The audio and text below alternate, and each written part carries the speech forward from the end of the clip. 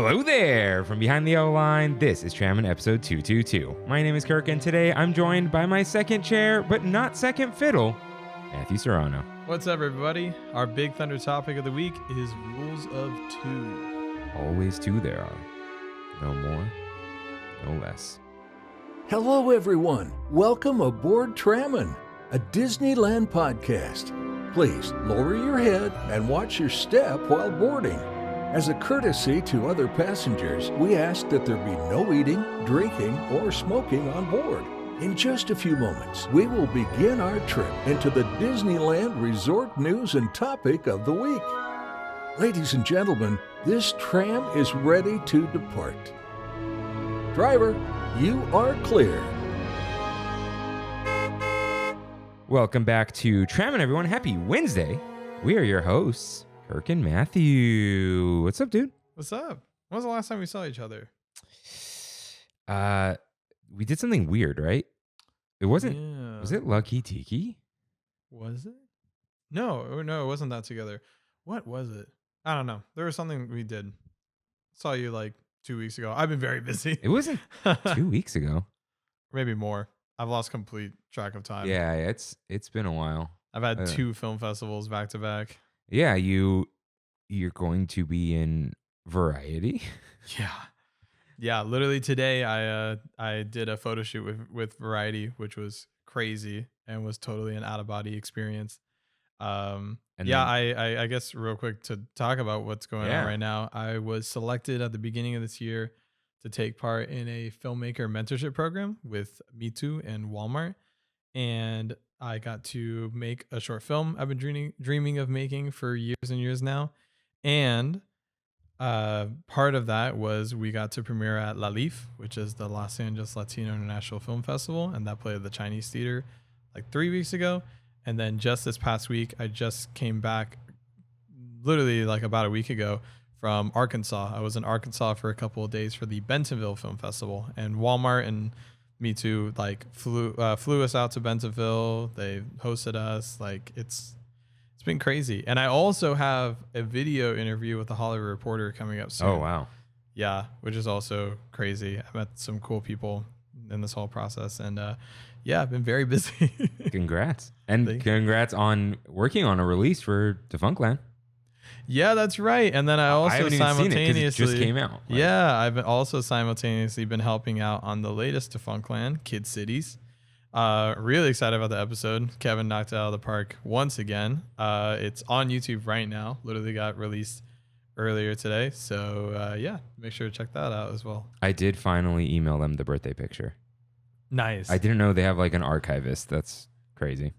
Well, I'm not the archivist, but I definitely saw a lot of the photos that were sent in. I don't think I just saw you. No, this isn't for Kid City. This is for for birthdays. The birthdays episode. And yes, I'm not working on birthdays, but I'm excited about that one. My friend Kayla needs to respond to me because my photo is from Club Disney, which he kind of, that was like one of his old, he did like a quick episode on it. Yeah. The pictures I have, and the birthday picture is like not even close to all of the ones that I have. And the pictures Kayla has, they show more of Club Disney than anyone's ever posted anywhere. Really? Yeah. And hers is like, she had the birthday party and it was like in Herc's gym with like Hades and that kind of stuff. So crazy. I need her to send it so I can send it to them and be like, guys, Club Disney birthday party. That's amazing. Wow. Mine was like, it was me and my cousin brother. You could just kind of see it on the cups and whatever. So will it even make it? Who knows? But who knows? Yeah, but that would be cool. So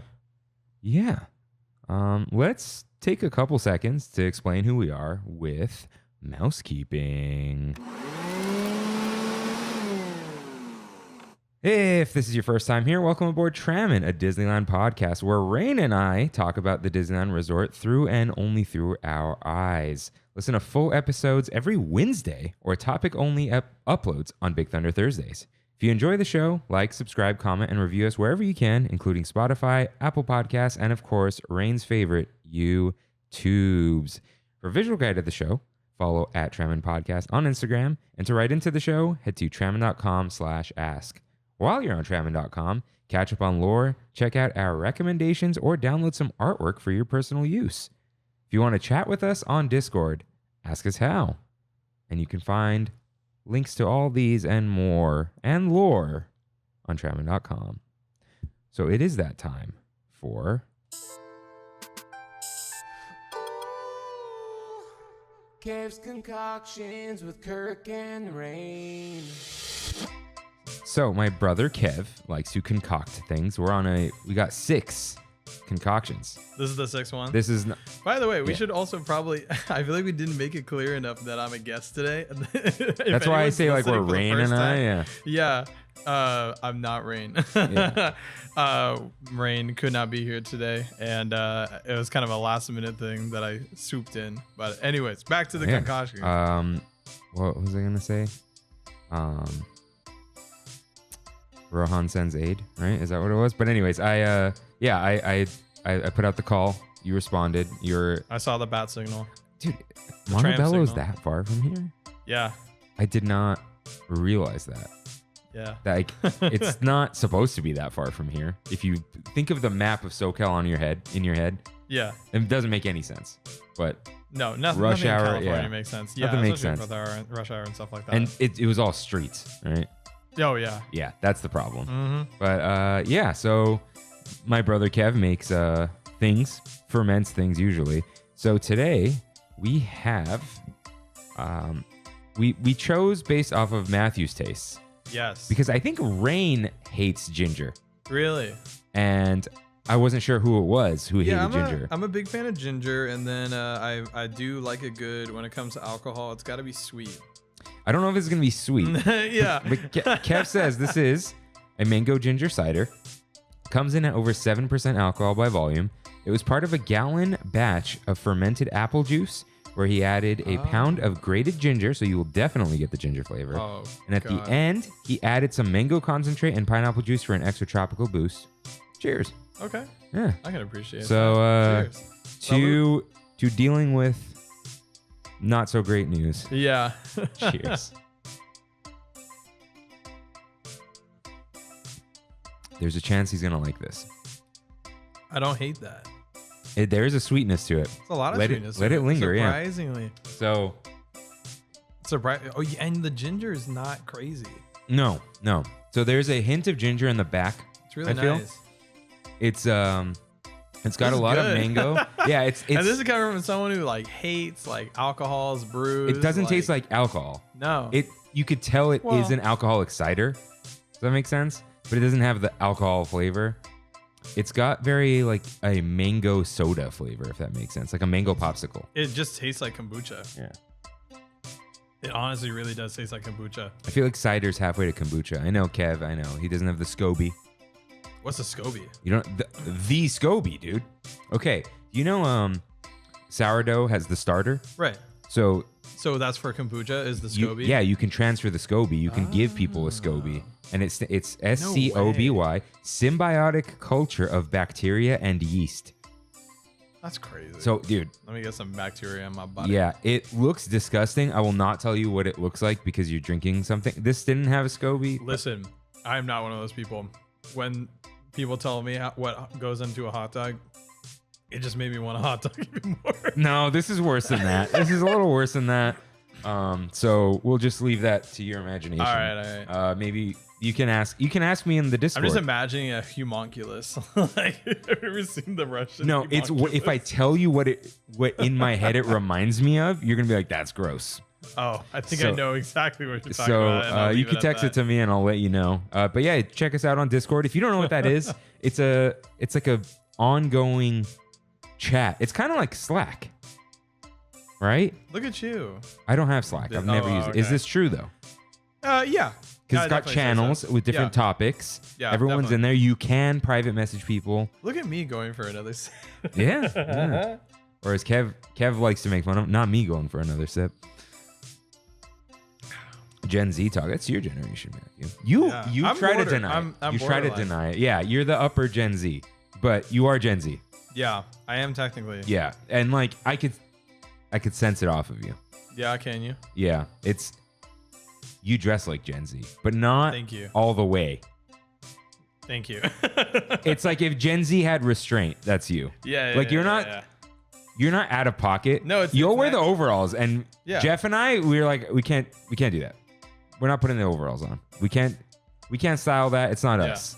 You put them on, right? But it's not like, I feel like a lot of the really younger ones, they don't know what complementing pieces are.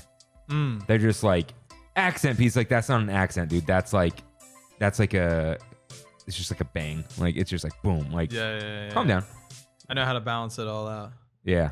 Wow, we over talked. That's I loop all the other music, but this one's like get a move on.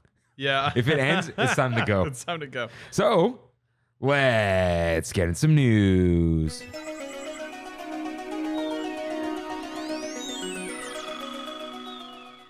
Got 2 headlines for you guys.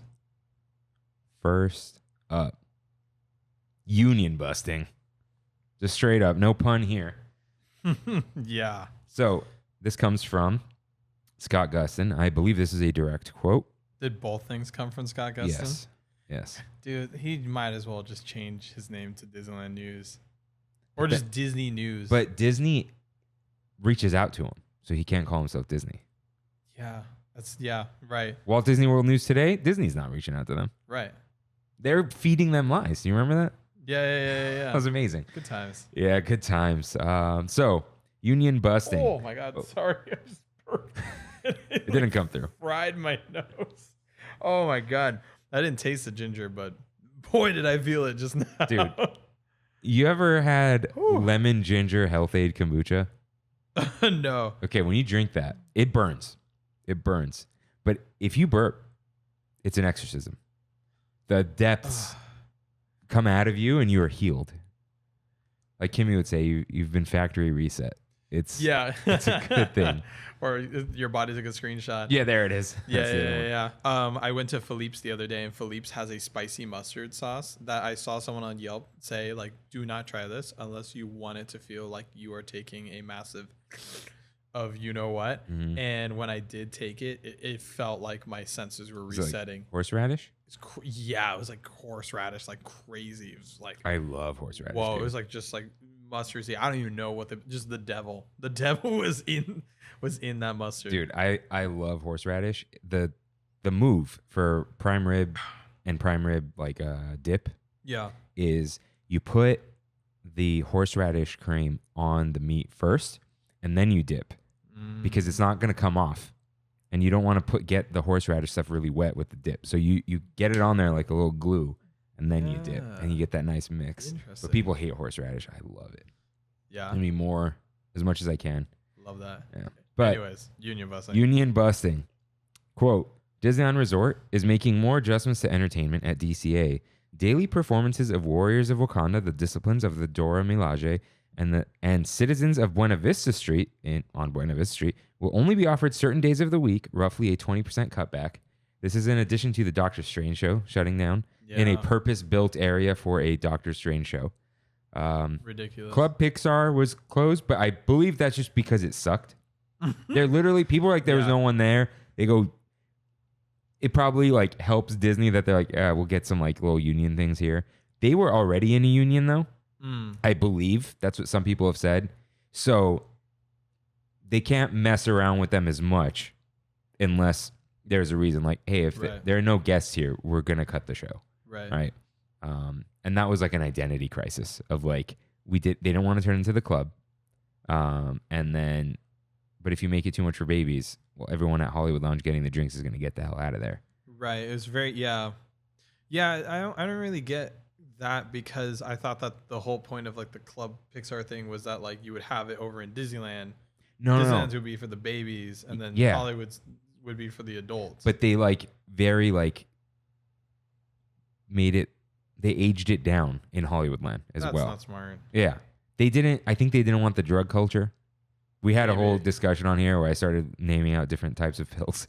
I've never taken any. I feel like I should have mentioned that. With your but I knew them. Well, history, you've been around. Black. So, yeah, it sucks. If for those of you who are wondering why this is like considered like a union busting thing, anything companies can do to legally hurt workers who are unionizing, they will do. So this is just like, oh, you guys unionized? No shows, even though that hurts the guests. So yeah. And it's just it's the same thing that happened with the puppeteers when the puppeteers were forming that union as well. The Disney Junior show used to be a puppet show, like a real puppet show. Not anymore. Yeah. And then where else do they have puppets? I'm trying to remember. Well, in Walt Disney World, they had great moments in history with the Muppets. Oh. And I believe that show was also affected by that same union crackdown stuff. Yeah. This is just big company stuff. It's what they do. Mm-hmm. So, next headline. Sip to that. Late additions. Scott Gusson reports, quote, Disneyland introduced a new change your tickets feature on the website and app that will let you upgrade and make changes to eligible tickets. You can upgrade or change to a higher tier, add days, add Genie Plus, upgrade to a park hopper, etc. So you buy your tickets ahead of time and make a reservation. It asks you when you want to go and then tells you need this tier of ticket. If you want to go on another day, I think no matter what, you can make the reservation, but you'd have to like call them, upgrade the ticket, or go to the ticket booth. Yeah. So now they've made it a whole lot easier. Yeah. And Genie Plus. Or people will like not click the extra thing to get the park hopper. Yeah. And then they're like, wait, what do you mean I can't get into DCA? Yeah, this change makes sense. Yeah. Or like. It's one of millions of changes that should just have already been there. Yeah. Like, can I tell you my one thing that I'm like, why does the Disneyland app not have this? What's up? Sorry. You're good. You're good. Why does the Disneyland app not have a feature for hours? Huh? Why do they not have a feature for hours where I can filter out what is open right now? Especially with us, like, you know, whenever we go to Disney, like we'll hang out late. A list of everything that is open? No. Like, have you ever used Yelp? Yeah. Yelp's feature. If you like search within an area and you're searching for restaurants or you're searching for attractions or you're searching for bars or gift shops or whatever, and you can select like what will be open at 11 p.m. and it'll only show you the places open at 11 p.m. Interesting. It would be so helpful because the amount of times that while at Disneyland, I would just walk all the way over to a restaurant and they'd be like, oh, we just closed 5 minutes ago. It's like, well, that would have been great to know. But I was just at this other restaurant that also just closed 5 minutes before I got to that. And then this restaurant closed 2 hours ago. And then this restaurant closes when fireworks happen. And then they're constantly changing the hours too. And like, that would be so helpful. This is not a fix, but you can, my favorite thing, the most underrated feature in the Disneyland app. The more order thing? No. Search. I don't click anything except search anymore. Oh, same. If I want, because I know where I want to go. Yeah, if I'll click Docking Bay 7. You open it, you can order the food, you can see their hours, view their menu, and when you do this order food, it won't force you into the now like the other ones do. Like that, those. I will say, have you used the new mobile order system? Yeah, the new mobile order system is really nice for that reason. That's how you want it for everything. Yeah, I would love that. Exactly. Just on the map. I would love to be able to search a filter and be like, filter out when by this hour, like if it's going to be open at this time or whatever, because this is only a problem that we have at the Disneyland Resort. Anywhere else, if you go to Disneyland Paris, Tokyo Disney, Walt Disney World, anywhere else, they close so early. Like none of the parks rarely ever reach 10 p.m. Oh, that's what you're saying. So they all they're like, okay, all of us are going to stop serving dinner at 8. But Disneyland isn't like that. Disneyland's like, well, Galactic Grill will be open. And in fact, we're going to have a late night menu at this time, from this time to this time. But then that changes throughout the week and throughout the seasons and et cetera, et cetera. And so it would be really helpful. Yeah, the app is just, we say it all the time. How is it possible for it to be so bad? They built a flying Spider-Man robot. Yeah. I saw someone, I saw a Twitter meme where someone screenshotted like a Facebook comment, and it was someone saying like, hey, Disney, hire me to do your IT. I don't know anything about IT, and neither do you apparently. Yeah. And it's so true. Like they're like in the Stone Ages when it comes to software. But when it comes to hardware, they're like number one. And it's very interesting. Okay. It would make sense if the app was stable. You know what I mean? Mm-hmm. Usually, like, So we have a John Hancock retirement at work, right? The customer facing side is this cute little app. You can go on their website. There's pictures, whatever. The client side, I guess, where I go input what everyone is getting for the week. It's an Internet Explorer website that takes up like 1/4 of my screen. However, that's because you are transferring and investing money for people. And they're like, it's just going to work forever. We're not going to make it pretty. Yeah. If we're going to make it pretty, it's because we redid the whole thing because there's a new feature that needs to be added. But it's just like, hey, like, this is like super stable. All what Disney does is just like, let's just keep making the app look pretty. Yeah. And look pretty. Have you, dude? And let's put the like 15-second like stories that no one's going to watch for whatever reason. The top half says, hello, Kirk. There's a little key here, right? Everyone goes, you should click that and it should take you to your past. Right. Nope, doesn't do that. No, I've thought Purchase that too. Genie Plus. If you have it, it'll still be there. Yeah. Upcoming plans, and it shows like some of them. Recommendations. Some of them. I don't even know what there aren't. It's only one recommendation. Just one recommendation. This is the COVID banner. That's right. This is All like these how to use the stories. app, which should just be a question mark. Help. Finally, park hours. It's 2 pages down. You should scroll and the map should already be there. I think the map used to be the main screen when you I'm pretty sure it was like that. I'm pretty sure like it peaked out and you had to tap it and then it would open up. And then Or something like virtual that. queue, which is worthless. When the virtual queues are gone, it should go away. And then your The photo. last photo pass you added. Yeah. Explore Magic Band, Pixar Fest, Pride Night. Plan ahead, save time, mobile order food. You can order now. Merch stuff. More photo downloads. The Magic Key portal. And then you can enter the portal and then you'll go to the website. Yeah. It's not good. Disney Parks at Home. That was a COVID thing. Get rid of that. Yeah. Play Disney Parks. Visa ad. God, remember when we thought Play Disney Parks would be like the next big thing? Yeah. It could have been. And the data pad's in there. The data. Don't even get me started on the data pad. Wait, yeah, that's not today. Anyways, yeah. Again, just another change that should have been there so long ago. Glad But the reason this is significant, I think the biggest thing here is the Genie Plus thing. If you buy Genie Plus with your ticket, you are getting the lowest possible price you can get for Genie Plus. If they surge price that day, they surge price day of. And that's interesting. so Genie Plus starts at $30. If you buy it with your ticket, it's always $30. If you show up and you didn't have it, it's $35. Right. And they screw the Magic Key holders the most with that. You can't buy it until you're in the park. Really? Yeah. So you do get surge price and you get your 20% off, but whatever. Oh, well, yeah. You get your 20%, which is like fine, but yeah, it's not. But if it goes up to 35 and you get your 20% off, you're back to 30, which is, they knew what they were doing. Yeah, they knew what they were doing. They always know what they're doing. Yeah. Like the Magic Key Terrace prices. Rain pointed that out to me because it's so expensive because everyone has a discount there. Like, you're right. Yeah. Because all the food is super overpriced, but the drinks are like normal priced. Right. Because you don't get a discount on those. So, that too. Yeah. So otherwise, no news. It's been real slow. Are they just holding everything for D23? Probably. And everything's closed. Like Haunted Mansion's just been closed. Splash Mountain's been closed. Yeah. It's a very interesting year for theme parks. I would say that it's been a bad year for theme parks. Like I think all the projects that have come out this year have been pretty disappointing. But then it's like a very crazy on the horizons year with Epic Universe and with like the big D23. Because Epic Universe, there's so much at stake there. And then this D23, there's so much at stake. What with them not announcing pretty much anything for the last, 3 D23s and Destination D23s.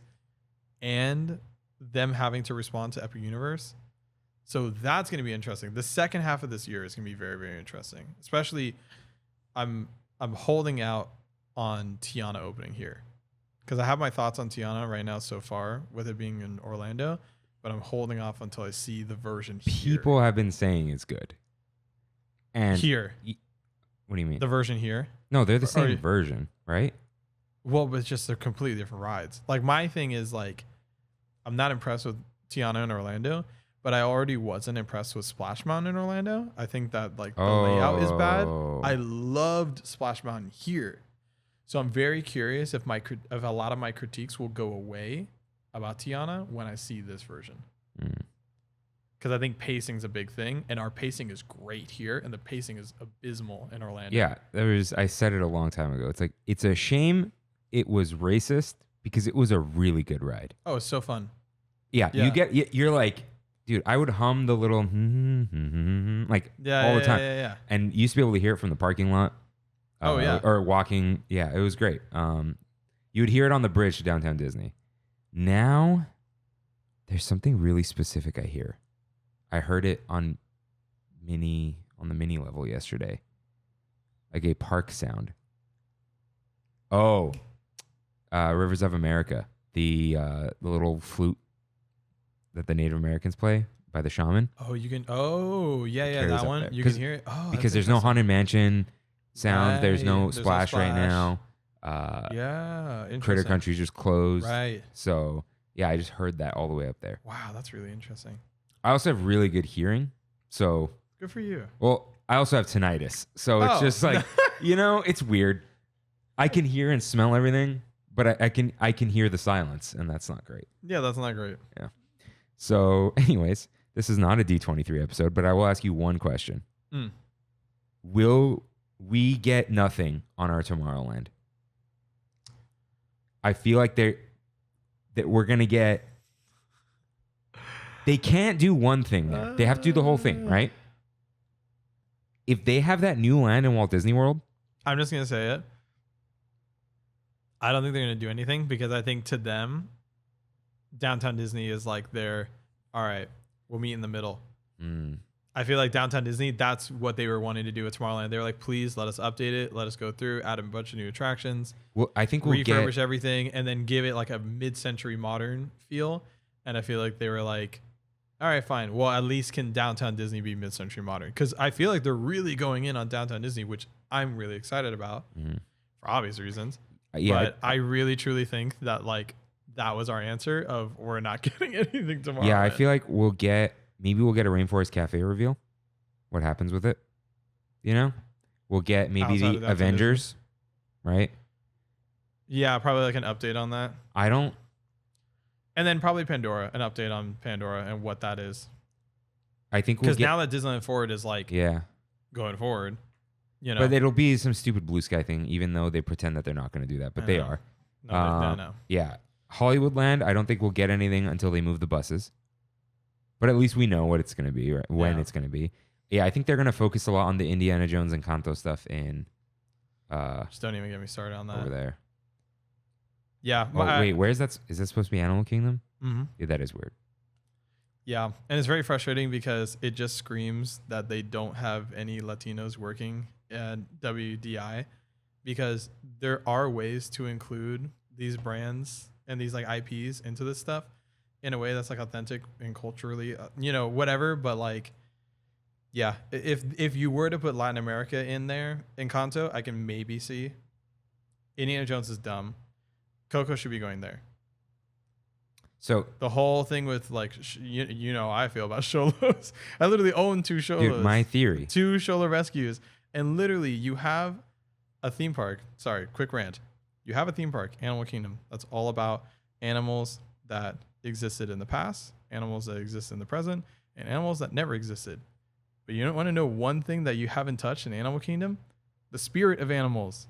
And that's what Coco is about. And that's what like the Aztec and Mayan, like those ancient, ancient Latin American beliefs are about that, are about how much of a spiritual connection they have with Alebrijes and with Xolos and stuff. And so like a Coco ride would have fit like so perfectly there.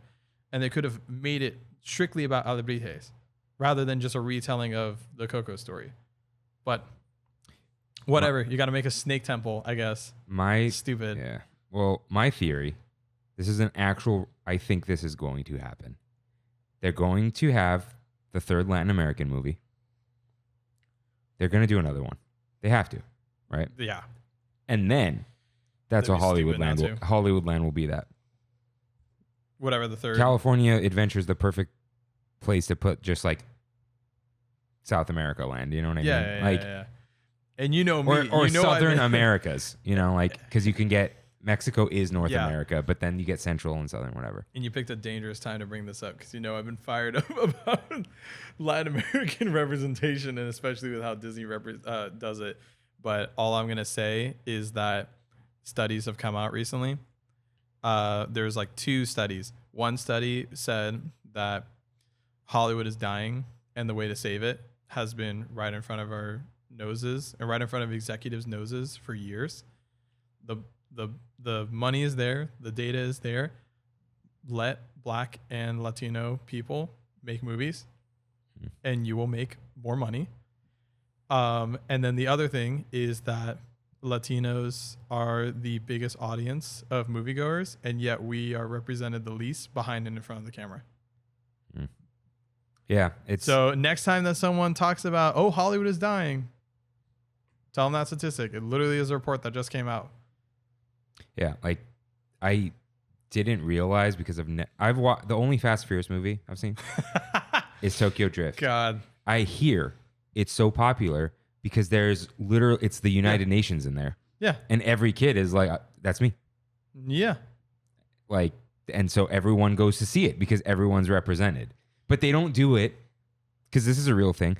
Many times, quote unquote representation is some ham-fisted thing that some executive is like, we forgot to put a Mexican in there. So throw one in there and let them say the words, I'm Mexican, so I like tortillas. And that's representation. Yeah, and then everyone gets mad. The Mexicans are like, what the hell is that? Mm-hmm. And then racist people are like, they're just making it, it's a diversity quota. Right. But sometimes that is what they're doing instead of just writing a good story. Yeah. Isn't it interesting? Name like the top 3 most popular Star Wars characters of the last 5 years. There's the Mandalorian, Latino. Mm-hmm. There's Andor, the most critically acclaimed Disney thing that has Star Wars thing that has come out of Disney, Latino. Mm-hmm. And then everyone loves Poe Dameron, Latino. Yet there's like no Latino presence behind the scenes at Lucasfilm at all. I haven't heard of one single Latino being handed a single episode to direct or being on any of these shows as a writer or anything. I think the biggest missed opportunity is Finn. Oh, totally. Because it was Turncoat Black Stormtrooper, which is just like not Star Wars. But in a cool way of like it. Yeah. Not that it's not Star Wars, like it's not supposed to be Star Wars. It's like, we haven't had that, but it just makes complete sense. And then just did nothing. The reason it's the best in Star Wars is because it's not based on the real world. So you don't have to be like, in the streets of American City, it was like this. It was like, no, this is just like, he's different. Right. And that's it. But Star Wars is cool because it's an opportunity to reflect the real world. And so that could have been a cool reflection of the real world. And instead, they turned the one Latino in the trilogy into a drug dealer. So. Oh, right. Yeah. No, you know what? I think it was just continuity of Oscar Isaac being a spice runner in multiple universes. Tell yourself that. Do you know what I'm talking about? No. It's a Dune reference. Oh, that's right. Dude, it's all about the spice. That's right. He's in charge of the spice. He's in charge of the spice. In both. That's right. And Star Wars is based on Dune. Yeah, no, I'm just messing around. All right. It is time for You're Right, in which members of the Tram fam write in with corrections and comments just like you can at tram.com/ask. Matthew, cue up that corrections music, please. You got it. Tiffy Luna writes in, the Dole Whip cocktail at Lamplight Lounge is $20. Thank you for your service. Yeah. I bought one, but we don't know how much it cost. Dude, me and Bree tried the new Matterhorn Dole Whip. It's great. They're going to I'm getting the mug, so they put that in the mug. Cup thing? No, the mug. Oh, the mug. The Yeti. You saw that. Yes, I know. Yeah. Yes, I did. We just got abominable stone. We got the little like collectible plastic cup. Oh, which it's also plastic? cute too. Yeah. Damn it. Okay. It's very cute though. Glass, but though. really good. Really, really good. It's like a hint of coconut is present. Yeah, I need to buy like 1,000 of those because I want one. Mug addiction. Yeah. I want one. My aunt wants one. And then, Kevin wants one, but Kevin couldn't get. If I'm not going before Kevin can get one himself. He'll do it. Kevin, I know you're saying what's up. But it's not. None of us are getting it Thursday, but I believe they're just going to keep it in stock. Nice. for a while. Like the Christmas one, I got it like 3 weeks later when we went. Really? Oh yeah. Because they're just gonna make a bajillion of them. Oh, they make so many. And Because they always sell out. So. yeah, I think they finally realized like one day exclusive is pointless. Yeah. Because people are gonna show up anyway. So yeah, that one does. I want that one because it's an attraction. Did you hear some rumor about someone who supposedly knows Disney things who was like, oh, they're getting away from religious iconography. Yes. And I'm like, because of the voodoo. I'm like, no. Because I've heard the voodoo thing did not go over well with people. So they just dropped that. Yeah. And they're like, oh, they're getting away from tiki too. I'm like, I don't think they are because no, they are. But last time I was there, they were like, whoa, we're updating some of the mugs.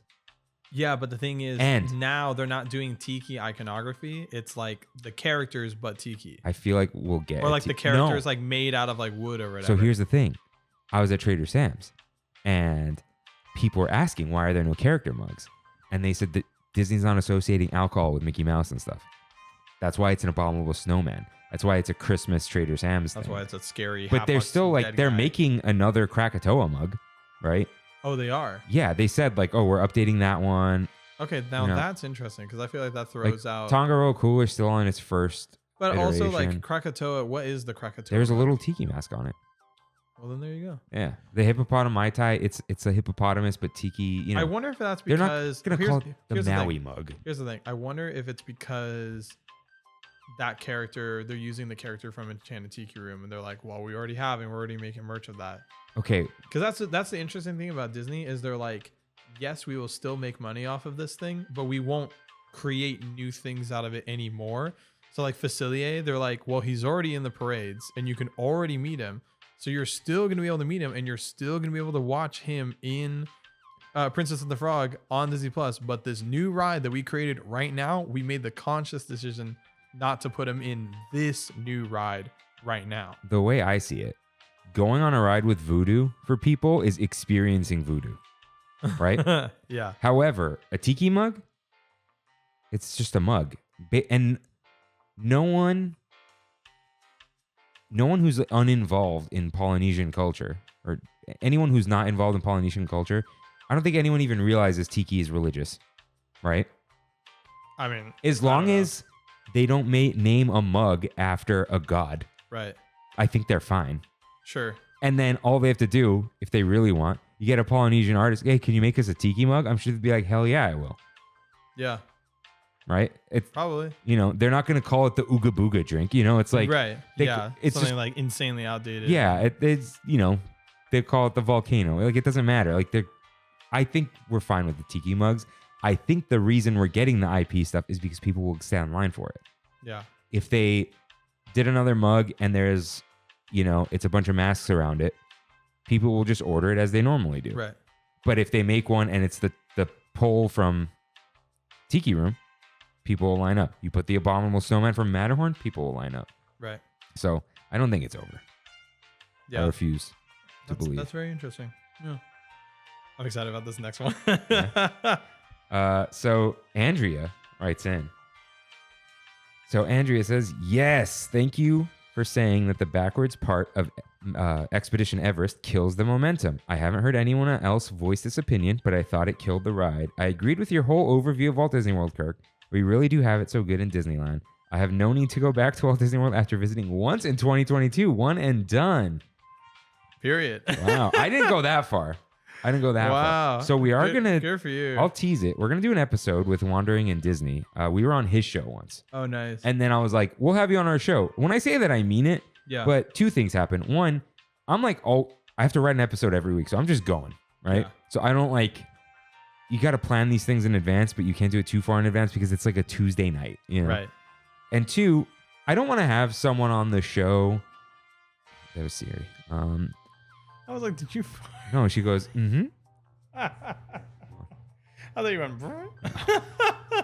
So, unless it's like, now it's like you, Freddie. It's like now we're like friends, and like you guys have interests, but it's like a guest who also has another thing, right? And we have a reason for them being on. So, I mean, if he was like, "Can I just come on your show?" I'd be like, yeah, sure. But like, yeah. Anyways, I had been talking about work. I've been workshopping this idea of like Kirk, do I like theme parks or do I just like Disneyland? I think you just like Disneyland. And I think I just like Disneyland. Yeah. So I think you are someone who like knows what they like, and then they're like they get comfortable in that thing that they like. No, because my catchphrase is life's too short to order the same thing twice. That is true. Those ribs you ate, were they good? Not as good as Matiki. No. Matiki. Oh my God, no. And I They just went to Matiki. They didn't look as good day. as the first one I sent you, right? No. And dude, It's the same place. just the other day I went to Matiki and they were out of the ribs. Yeah. So I was like really craving the ribs, and just another thing today. But it's like, but I appreciate the. I would go. Let's say it's Matiki. Do they have katsu?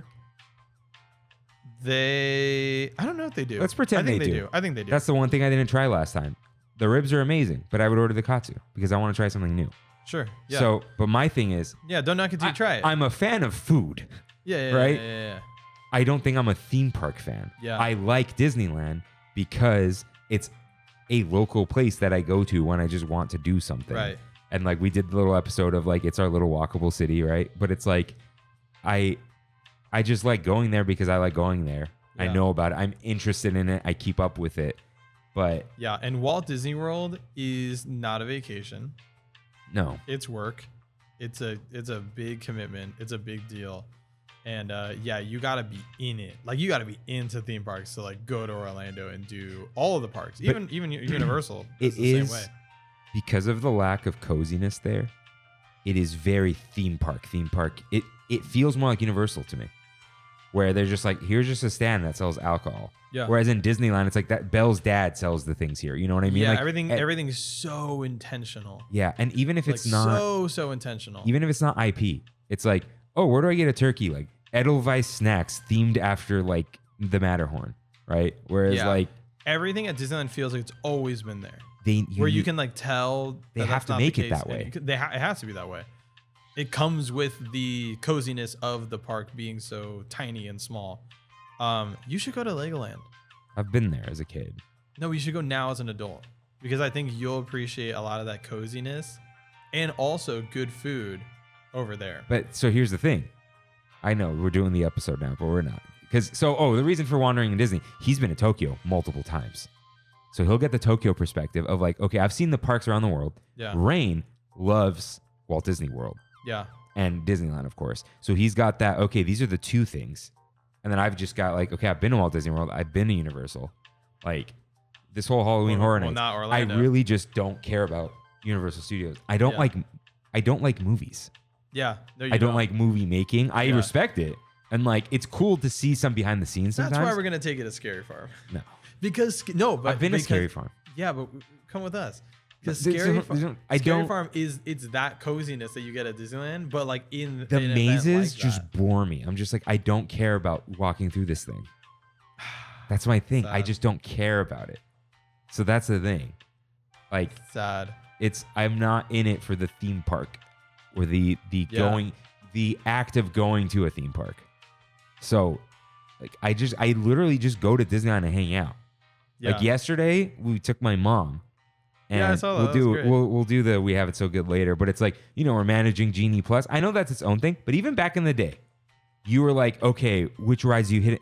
You had a strategy. Even if You it had a wasn't on the strategy. phone, there was like, go to Space Mountain in There's the a morning. lot of walking wait, involved. Yeah, wait till nighttime for the Splash Mountain. Like even before Paper Fast Pass, there was a strategy.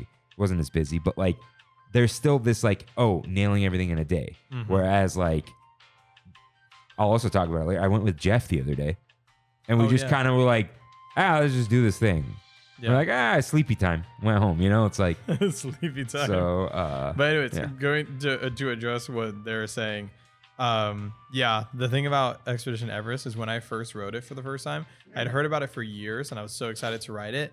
The day before, I rode Hagrid's motorbike adventure in Universal Orlando, and they have a backwards part, and their backwards part is brand new with the technology that we have now. Like that track flips in Hagrid's. You blink and you're like, oh my God, I'm already backwards and here we go. Whereas Expedition Everest, that was the first time they ever did that.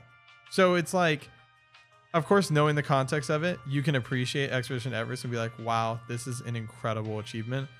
But yeah, not my favorite coaster. And the climax of the ride is busted. And the climax of the ride is busted. And another big coaster in Walt Disney World that I feel the same way about is Rock and Roller Coaster.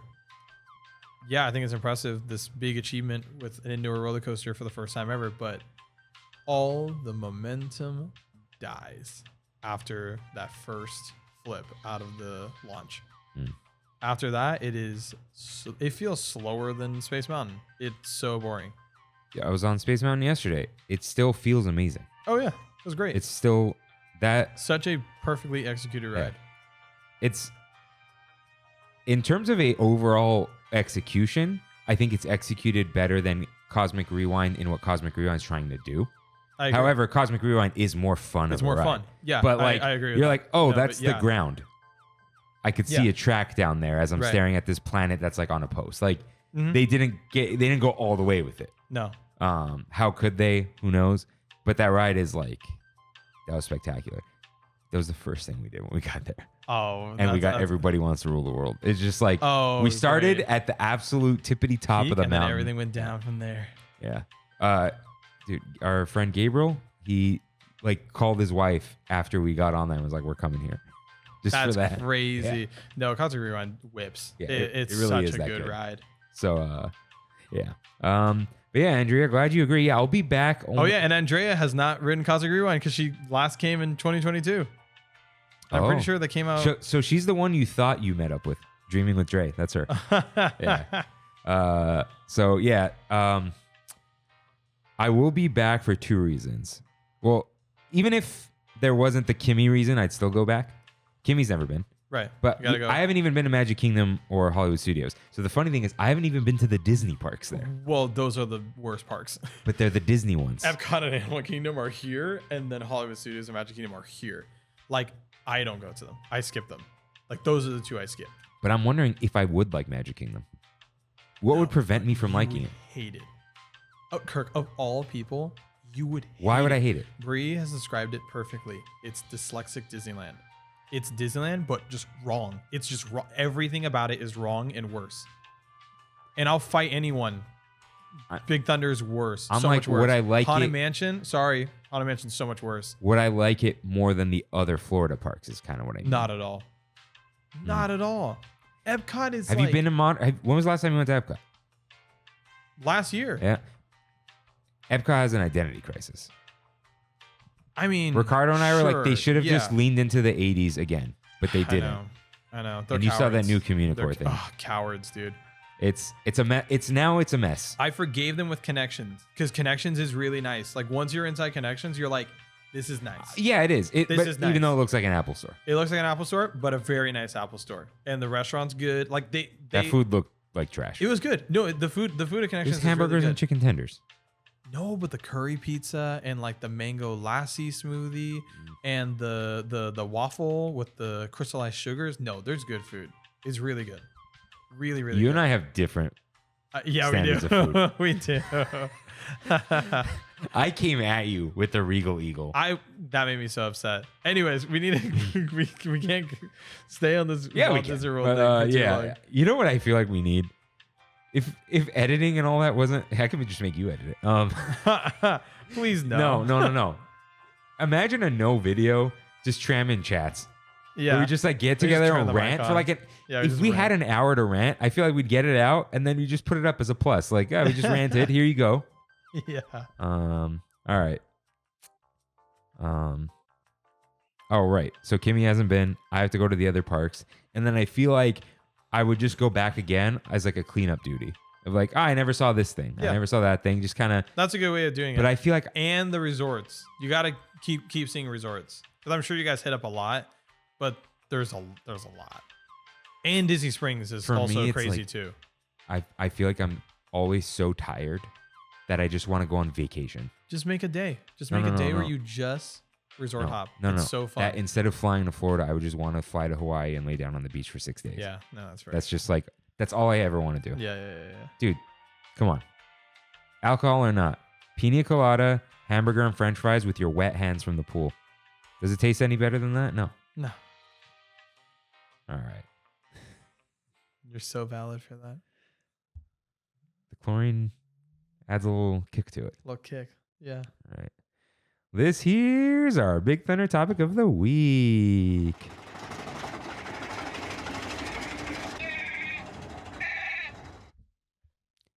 Rules of 2.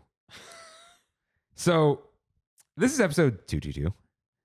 And for no particular reason, like I was just like, we should do an episode about 2. I'm like, okay, something about there being 2 parks, something about there being DCA having 2 hubs. But then I wrote another episode about DCA having 2 hubs. So that'll come later this summer. So I was like, I thought of the rule of 2, which is a Sith thing. There's always 2. Yeah. If there's another one, they kill their master and they move up. You know, that kind of thing. This episode was meant to be because I was thinking about the rule of 2 this morning No way. on my drive. What? Swear to The God. Star Wars rule of 2? Yeah. Why? I was literally thinking about it. Because I was just thinking about Star Wars. I was listening to Empire Strikes Back, and I started thinking about the rule of 2. And I think probably another reason why is because I think because I've heard people talking about the acolyte, and I think the acolyte has a lot to do with that. Oh, yeah, it does, as far as I know. People really hate it. Yeah. I feel like it's a little column A, a little column B. Oh, it is actually bad? Yeah. You know what it is? It's Yeah. like, you could say people don't like something because they're racist. That's probably also true. But if someone today is like, the new Star Wars thing is bad, I'm like, I'm going to start by believing you. Yeah. And then maybe you'll be proven wrong. Yeah. Right? Yeah, But like, yeah. I'm a firm believer that like Oh, and we're getting episode 10. There was some like leak. Yeah. And no, Ray no, is. I'm sure. Yeah. Yeah. Like I always call back to Mission Breakout Mhm. because remember how everyone was so upset about You could Mission take the mic Breakout? with you. Rain does that. Oh yeah, maybe He I just should. leans all the way back with the mic. But remember how upset everyone was about Mission Breakout? I'm still a little upset. Everyone loved Tower Terror so much. And then everyone was like, no, absolutely not. And it's so funny too, because that was everyone's like so many people's first introduction to Joe Ruddy. And everyone was like, get this stupid looking guy away from my Tower of Terror. Because everyone took one look at the earrings and we were like, no. And then they wrote it and everyone was like, yeah, this is awesome. And now you don't hear any more people going, oh, it should be Tower of Terror. Yes, there are people that are sad about it, but you don't see anyone up in arms about it. You don't see people posting about it because they did a good job. And it's crazy how if you just make a good thing, you can just shut everyone up. It's like I wish it didn't come at the cost of that. Yeah. Right. And it's still 2 things bother me about the theme. 2 things. Rule of 2. We're still on topic. It could be anything, guys. It really can. I don't know. The Siri thing is just, anyways. The 2 things. 1, the villain is in the Avengers campus. Makes no sense. The villain's lair is in the Avengers campus. But that's not the ride's fault. That's an Avengers campus thing, being dumb. Yeah, but it's otherwise, what's the ride doing there? There is some sort of cohesiveness to things in Disney, right? Yeah. Even if the whole park isn't a cohesive. The thing is, it was. That's also what bothered me. Mm-hmm. The Hollywood and even Bugs Land, And all fit. it like added to it, and even Buena Vista Street, like you would see, the old Hollywood, whatever. and on the red car trolleys, Yeah. So that is the thing that I feel like we really lost a lot, because like there's not like a Guardian synergy throughout Avengers Campus. No, because they're not Avengers. No, I heard there's they're like by one of the other proxy parks. Adventures. One of Avengers. the other parks. I think it's Shanghai. Tony Stark calls Rocket and he's like, I don't care about Earth. Because the Avengers are Earth's mightiest heroes. And Rocket's like, dude, I don't care. I'm not over there right now. Yeah. I'm not helping you. Yeah. But, and 2, it's tilted the wrong way. Yeah. It's just facing Hollywoodland. Yeah. But it's because I've said it here. It was reported a long time ago. Hollywoodland was going to be Avengers Campus. Right. And then they lost the Gateway project and couldn't do it. They couldn't extend DCA out to the bus stops. They were going to move the monorail track. Right. And then, so they just thought, okay, we'll kill Bugs Land. There's a little saltiness there for me too. Yeah. It was good. Too. They were off the shelf rides that kids love, but the theming was spectacular. Theming was spectacular. And even, dude. And it was so unique. You know what's crazy? As I thought about this the other day, I also thought about Bugs Land the other day. Bugs Life is I want to say it's the first. Oh my God. screaming from downstairs. Someone's calling me.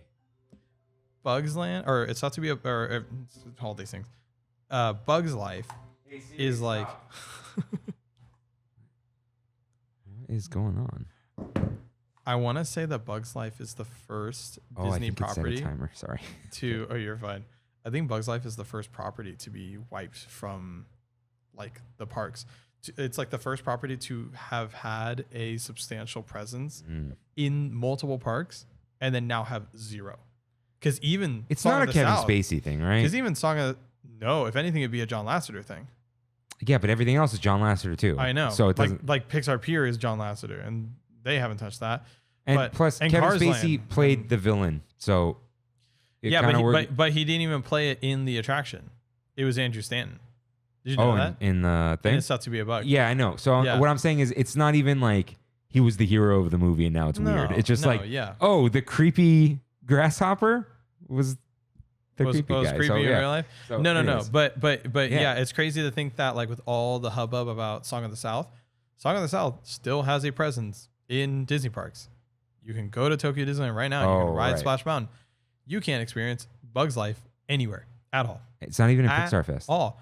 I guess, well... No, none of the merch. Well, no, because they took it out. There's still the Heimlich's game. So I guess there's that. Is it a Heimlich game? I think so. So maybe not technically all the way out. But all the merch, there's no square for Bugs Life. There's everything else. Which is crazy. It's weird. But also, I guess now the other thing that does exist is the Heimlich couch in the Pixar Hotel. Yeah, okay. They gave it... Well, yeah, and Flick is on one of the tiles. It's not like completely erased. It's just weird that it happened. Yeah. It's pretty crazy to go from having 2 major attractions and an entire themed land to nothing. What were the 2 major attractions? It's thought to be a bug on both coasts. Oh, that's what you mean. Just having. Yeah. I did see that in Animal Kingdom before it was gone. I had never seen it before. And it was so cool. I don't like the sting. I hated that. But it's thought to be a bug works so much better in Animal Kingdom, in my opinion. And I'm really the bugs upset. under the tree. Yeah, and it's just so cool that there's an attraction in the tree, and it's that attraction. Like that, yeah. And there's animatronics in it, which I didn't know. Really? Dude, I'd never seen it. So when Hopper came out, I'm like, oh, whoa. Yeah, it's crazy. And it's really fun to ride it thinking that it was a ride made for kids because it's the most traumatizing. It's terrifying, dude. It's horrifying. I hate spiders. It's actually traumatizing. Yeah. So, and that was the second Pixar film, right? They just went straight. It was the second Pixar film, and they made 2. It's thought to be a bugs. Rule of 2, guys. Rule of 2. You're going to see it everywhere now. Yeah. People are going to be driving around. It's going to bother them. The rule of 2. 2 antlers, 2 eyes to see through the glasses, but 3D. Did you say antlers? Or antenna. Sorry. Yeah. A Bug's Land. And look, I know it was a later thing, but when they were like, oh, it's the garden of the hotel. What? They said like the Hollywood Tower. That's it's like, oh, it's the garden. I'm like, all right. I'll take it. That's not even ham-fisted in any way. Yeah, that's just like, yeah, it is, isn't it? And we're cute. small. Yeah. All right. Maybe you can even like, I wonder if there's any fan theories about that. The reason why all the bugs were like sentient and could talk was because of the Twilight Zone in some way or another. I think some people started saying that, but I don't think Disney ever said it. And then you can extend that to Cars Land and anyway. No, there is a reason for Cars Land. What is that? If you're on the Avengers side, there's a map, and Cars Land is like this radioactive waste area. Oh yes, now there's that. Yeah, and then on the Cars Land side, pointing at Avengers, it says like UFO stuff and like weird like research things. So it's like I have the map somewhere. That's right. I do remember that. And it says like radioactive zone. So it's like that is pretty fun. Yeah. Okay. So, rule of 2 for real. There are always 2 monorails on the track. You don't say. No more, no less. Sometimes less, but not really, right? Yeah. And it would be fewer. Come on, Yoda. But it's not like his grammar is good. So, the reason for this, there are actual reasons. A monorail leaving Tomorrowland can only leave at the following times: when the Downtown Disney monorail departs, so they can leave at the same time. Right. When the Downtown Disney monorail enters Disneyland, it more or less has to leave Disneyland. And when the Downtown Disney monorail reaches the highest point above Autopia, there's no turning back. It cannot stop after that, I believe. And so the Tomorrowland monorail needs to get out of there. Yeah. So all of these factors are based on how much power is being pulled from the track, which didn't know that. And there is also, you guys can see this yourselves, next to Edelweiss Snacks, there's the harbor for the old gummy bear boats, right? Yeah.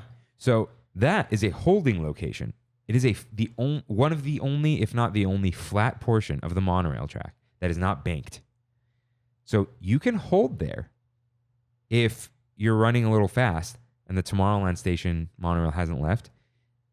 The Tomorrowland Station will radio the pilot and grant clearance because the monorail can never stop while going around the Matterhorn, as the angle could prevent the train motors from being able to get it moving. A tractor would have to come pull it into the station. So I've seen those tractors before. Yeah. Yeah. So if it stops above Edelweiss Snacks, it's not the end of the world. It can start moving from there because it is flat. But the monorail is always tilted, and it's hard to get it going from there. So you can only have two. There used to be three, and one would be sitting at the little thing. But this is like before all of our times. There are still three monorails in existence, but they only do two because it takes too long for people to load and unload. But takes also, so long, especially with wheelchairs and ECVs and strollers. So you can't be like, oh, there are no one's in a wheelchair right now. Throw the third monorail on the track. It's like, no, it's way easier for two. The wait isn't too bad usually. Yeah. But it is because it's one of those rides where you're basically waiting for the next one to come. Yeah. So it's like, how long is it going to take for the next one to come? 5 minutes? That's your wait. Yeah. So the Downtown Disney train always leaves first because it's a 5-minute ride from Downtown Disney to Tomorrowland, but it's only 2 minutes from Tomorrowland to Downtown Disney. So yeah, it makes sense. Yeah. Because it's direct, whereas the Tomorrowland one's like, let's weave you back through Tomorrowland and Small World and then get you all the way over to DCA and then get you all the way through Downtown Disney and the Grand Californian and then back into the station. Yeah, so you can't head to Downtown Disney unless that one's gone because you'll just get there quick. But if the Downtown Disney one leaves, it has a little bit of time. So yeah, always too. I've heard there was like a really bad accident when there were three on the track. Like could you imagine? Like we don't know anything, and it's still like having three on there seems like it's a mess. Yeah, because you just have one that can't have a stop. Yeah, which like we said there is one, but like third one's supposed there's no to stop. station, and you just stuck. Yeah. So yeah, sounds terrible. I mean, I can maybe see them stopping like in that straightaway in Grand Californian. I feel like they wanted to. Yeah, that feels like kind of what that was made for a little bit. And isn't there kind of like a stairwell right there? Or no, there's kind of like there's like two tunnels. It kind of lines up like Contemporary does. It almost felt like they wanted to make a station in the Grand Californian. Oh, I wonder if they did, because I have thought that before. And then when you go to the Contemporary, it's like you like see that. Because imagine that would be a way for those guests to go to Disneyland. Yeah.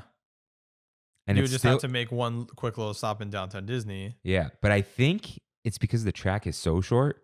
You don't want like 3 2-minute rides. Yeah. Whereas, how long are you on the monorail at Walt Disney World?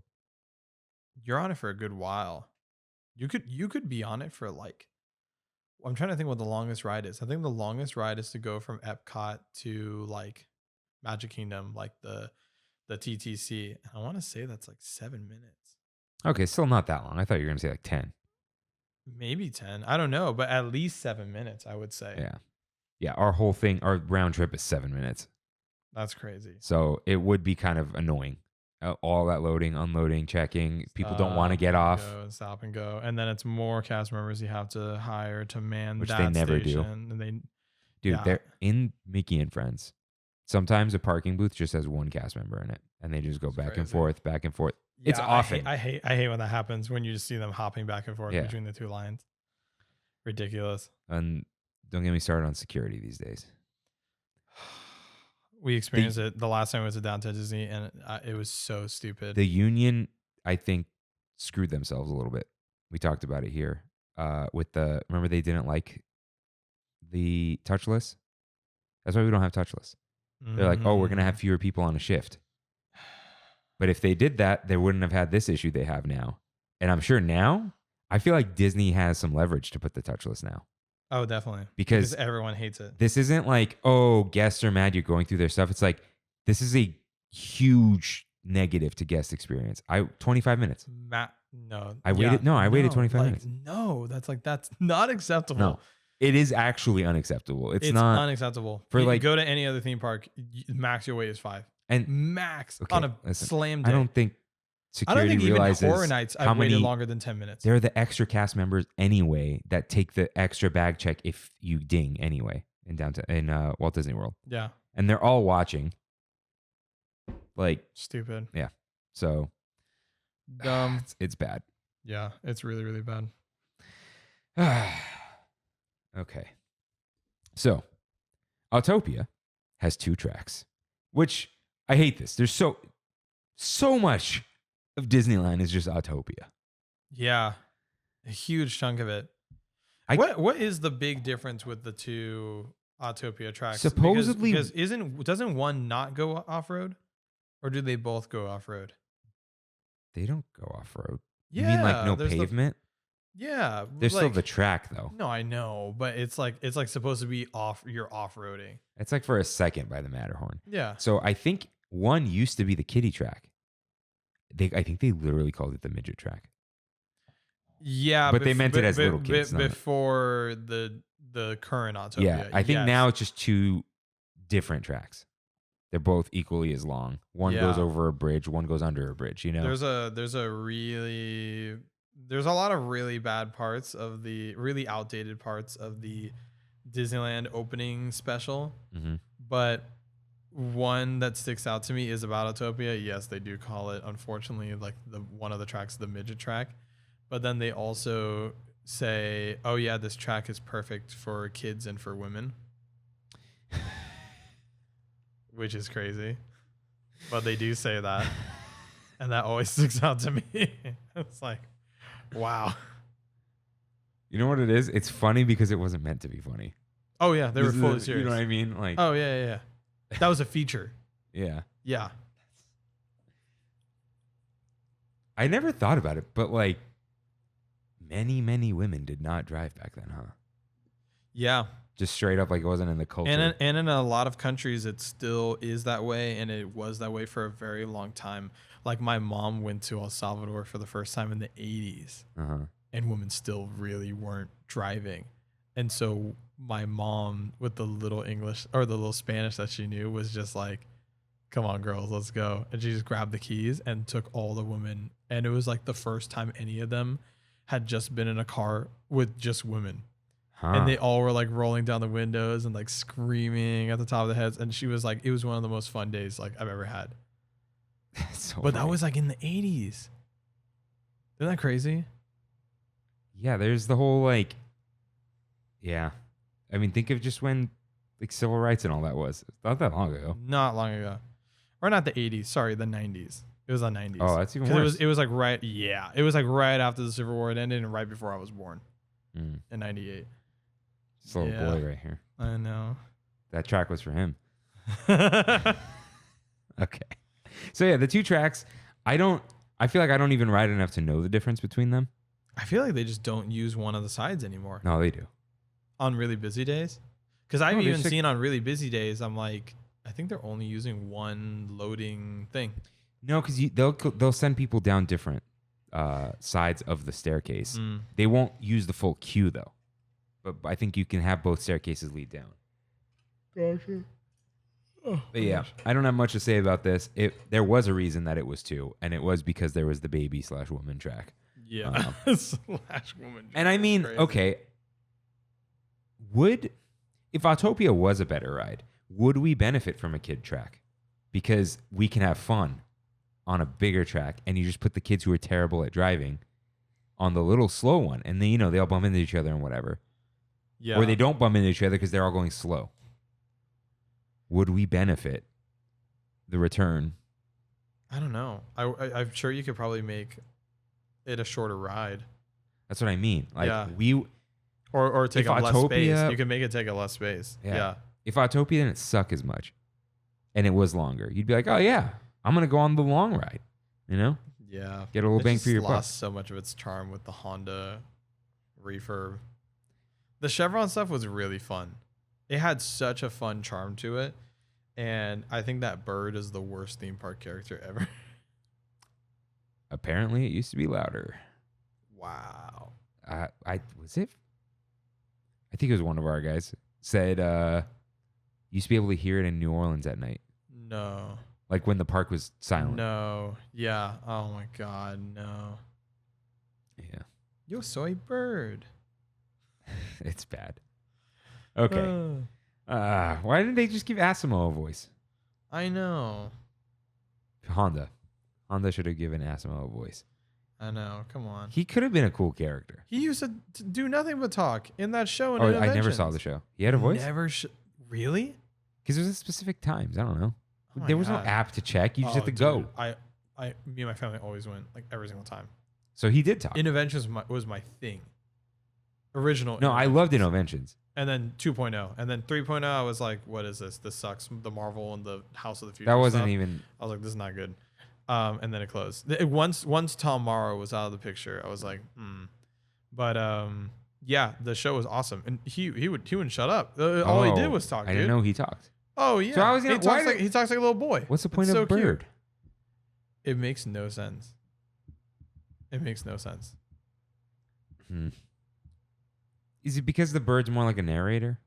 Or like the bird's like a girl, and they're like, "Here you go, women. You're You could have welcome." just given Asimo a girlfriend. They're like 50 something years ago, you guys could only drive on one side, and now there's a bird to represent you guys. Oh well. Yeah, I don't know. I also think that, like, I could have sworn somewhere I saw something where maybe it was because I was trying to look up like Latino like Disney parks characters, and I think someone put bird on one of those lists because she does the spiel in Spanish. Yeah, I guess usually it's just another narrator in Spanish. Right, it would be a completely different voice, but it's like because Not she's the ghost doing host. That's the same guy. That is true. It is the same guy. Is it literally the same guy? Or maybe it's not. But it's meant to be. Maybe it's just a Spanish ghost that's floating in, being like, "Y ahora, prepárese," you know? Yeah. Because he's saying different things. Is he? Yeah. No, like it's the same.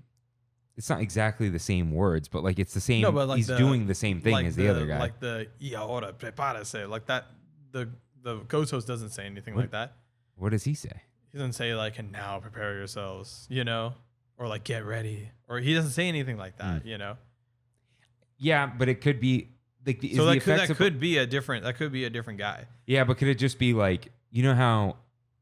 I'm telling you, it's a little Spanish like pirate floating in, being like, "I got this, bud," giving us a warning, and then floating right off after it. Whatever you say. Because it could just be like, you know how certain sayings you just like the certain things you'll say completely different words for the same effect. Sure. You know what I mean? Yeah. Like there is no going over your head in another language. You just have a different phrase for something like that. You know what I mean? Yeah. Like idioms. But what I'm saying is he's adding something that is not there in the Ghost Host version, which I feel like is implying that it's not the Ghost Host. I don't know. I'm sure it's supposed to be the Ghost Host. Are you pulling up the script? Yeah. Well, now I have to put Haunted Mansion Disneyland script. Otherwise, I'm going to get 2 movie scripts. Oh, what did I do the other day? Jeff was. I told Jeff and Freddie I was with them like a couple weeks back, and I told them about how there was a tweet where someone was saying that Fozzie Bear's Waka Waka, we've all Mandela affected ourselves. That he's only said it once or twice. And that he doesn't say it in every single like movie appearance or TV appearance that he's ever been in, which we were like, that can't be true. And then I said, doesn't he literally say it in Muppet Vision 3D?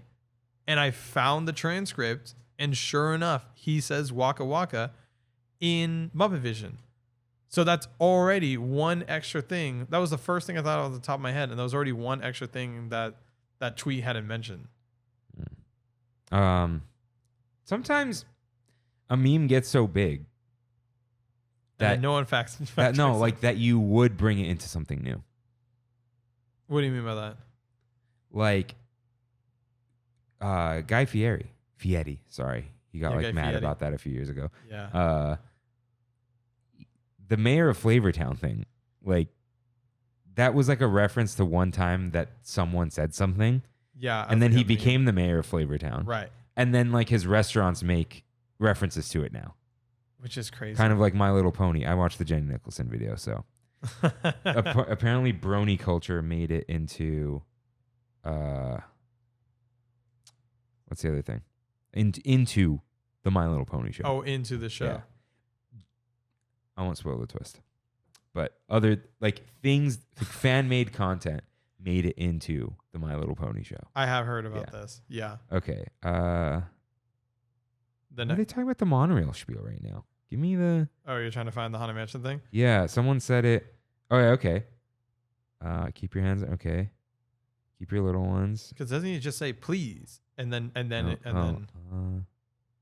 he goes like, and keep special eye on your little ones or your loved ones, please. And then that's it. He doesn't say like, and prepare yourself or anything like that.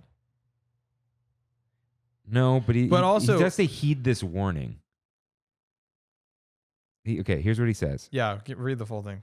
In English, because it just says Spanish safety spiel in a parentheses after this part of the script. So okay, so you're reading the Spanish one first? No. So it just says, do not pull down on the safety bar, please. I will lower it for you. And heed this warning. The spirits will materialize only if you remain safely seated with your hands, arms, feet, and legs inside, and watch your children, please. So maybe the end, heed this warning is the prepare say, like, yeah, heed this warning is like, yeah. If you don't say that in Spanish, you would just say prepare yourself or watch out. It's like prepare and watch out for this thing, I don't know. But again, it could be. I don't know because a lot of things in Spanish are reverse. Yeah.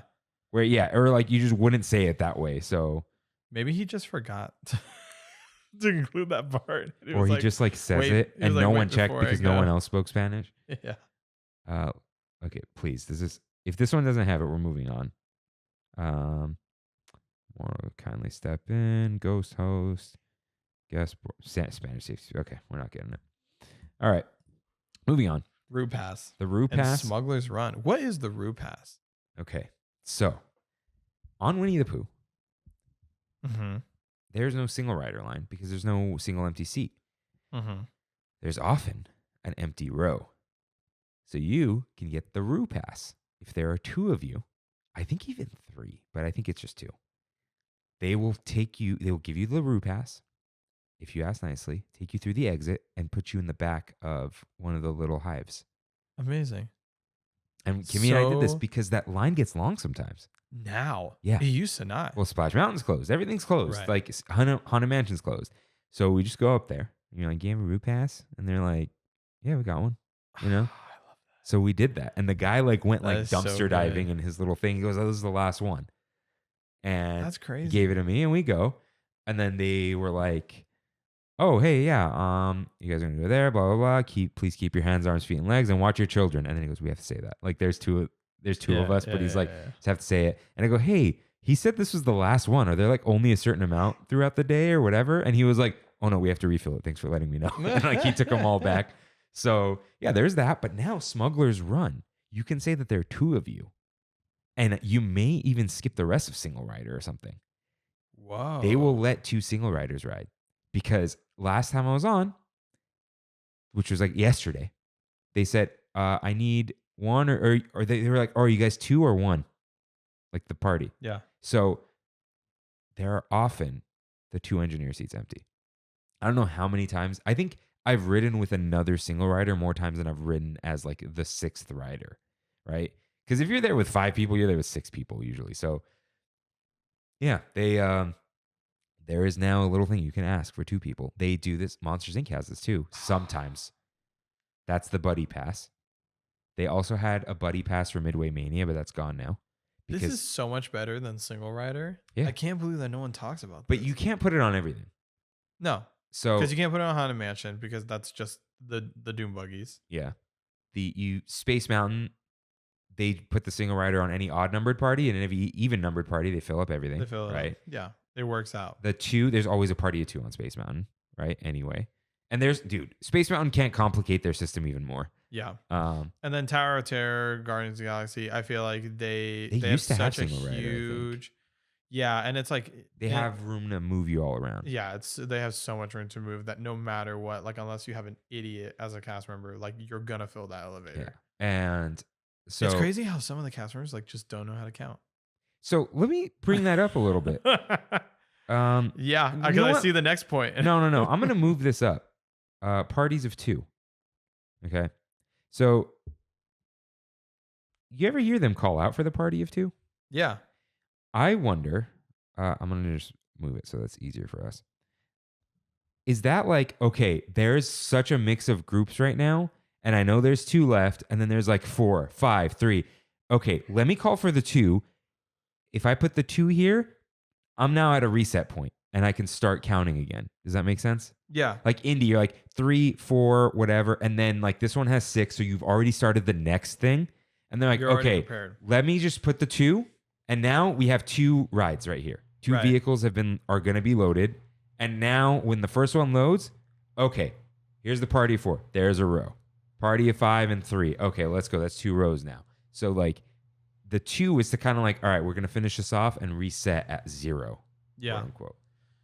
Dude, I've never been more mad at theme park workers than the last time I ever waited to get onto the Mario Kart ride in Hollywood. Because that ride seats 4. Mm-hmm. I was in single rider. The amount of fully working seats that I saw, because you can tell the ones that are like, hey, this one's broken. They just put the lap bar up. The amount of fully working seats that I saw roll past me, and they weren't even looking. That's how I knew that it wasn't because they were broken. They weren't even looking. Space Mountain was like that for a while. And like all of us we started being like waving at them, and then finally they were like, oh yeah, you can go. And it's like, oh my God, you guys can't count to 4? You can't count to 4. That's embarrassing. And it just makes everything so slow because you could be filling these vehicles and you're not. And so we're just waiting in this line while vehicles are just going with empty seats after empty seats. So yeah, I feel very passionate. Yeah, Space Mountain went like I think single rider before the pandemic, or no, I think maybe after. Well, they brought it back. They goes back and forth all the time. Yeah. They moved it 3 times already. Sometimes they ignore the single rider for like 10 minutes. They're just like, I can't handle this right now. Which I get because they're so stressed over there. It's insane. This Space Mountain, it's like if you make one wrong move or you get one idiot guess, they're all it like just that shuts now. down. They won't. People just don't get out of the seat, or they freak out when they sit down. It's like, you guys gotta go. But honestly, dude, it's because they don't want to take one car off the track. Yeah, because they want as many people as possible. But like, I think people are just too slow now. Numbers. People are way too slow now. Yeah, they just like, huh? What? I gotta get up. It's like, yeah, dude, you gotta get out of here. I think people don't care, obviously, but people also don't know if the rocket doesn't launch in 60 seconds, it's over. The ride shuts down. And I feel like if people knew that, they would rush a little more. Oh, absolutely. You know what I mean? So they should rechange the the like queue video. Oh, that guy's still working. Is he really? He's done like TV gigs and stuff. That's cool. I think he's been on CSI or something. We looked for him him. up. He's a cool guy. Good for him. Rain texted me. Okay. So the party's at 2. So yeah, Space Mountain has the side-by-side seats. So I think that it's why it's so hard for them to get rid of single rider. Like, I feel like they, if they're not doing anyone favors, I think they just want, like, anytime there's an odd numbered party, which is often, there's an empty seat. For some reason, they don't mix parties, but they'll throw a single rider in there. You know what I mean? Yeah. Which I don't know if that makes sense, but maybe the counting just gets ridiculous. And also, like, when you mix people switch all the time. It's so annoying. Yeah. Dude, think we told the story here. It happened on Ratatouille. The cast member put us somewhere, right? Right. And then these girls switched with some other party so they can all ride together or something. Yeah. But then we weren't going to ride together for some reason. And the cast member told the girls like, oh, can you switch like so this party can ride together? They go, oh, we switched with the last girls. And the cast member was French. And they don't care in France, right? No. She goes, it was your decision to switch with the last one. I put you there. And then you switch. It's not my fault you're switching twice. You didn't have to switch the first time. You could have been on this ride already.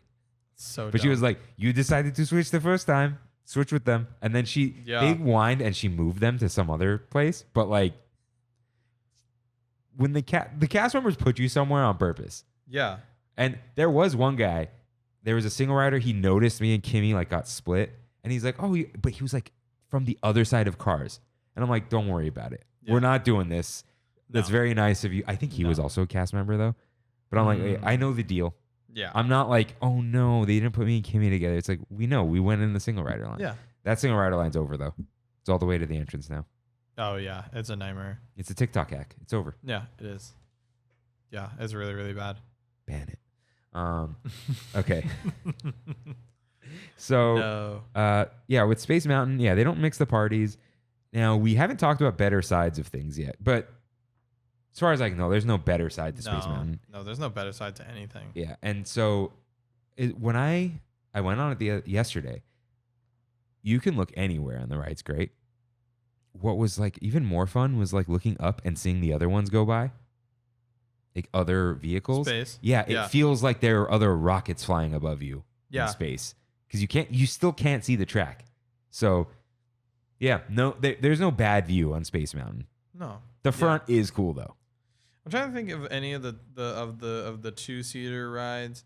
Maybe Incredicoaster. Because you could see more of Maybe Pixar you could Pier. argue, but not really, because it flips back and forth. Yeah, it's just like on the loop if you look outwards, but it's not a big deal. No. Yeah. So Roger Rabbit is two rules of two. It is. It's two people in a vehicle, but there are two vehicles attached to each other, which is strange to me. I wonder if it's just because they don't want to launch one at a time. What's another ride like that?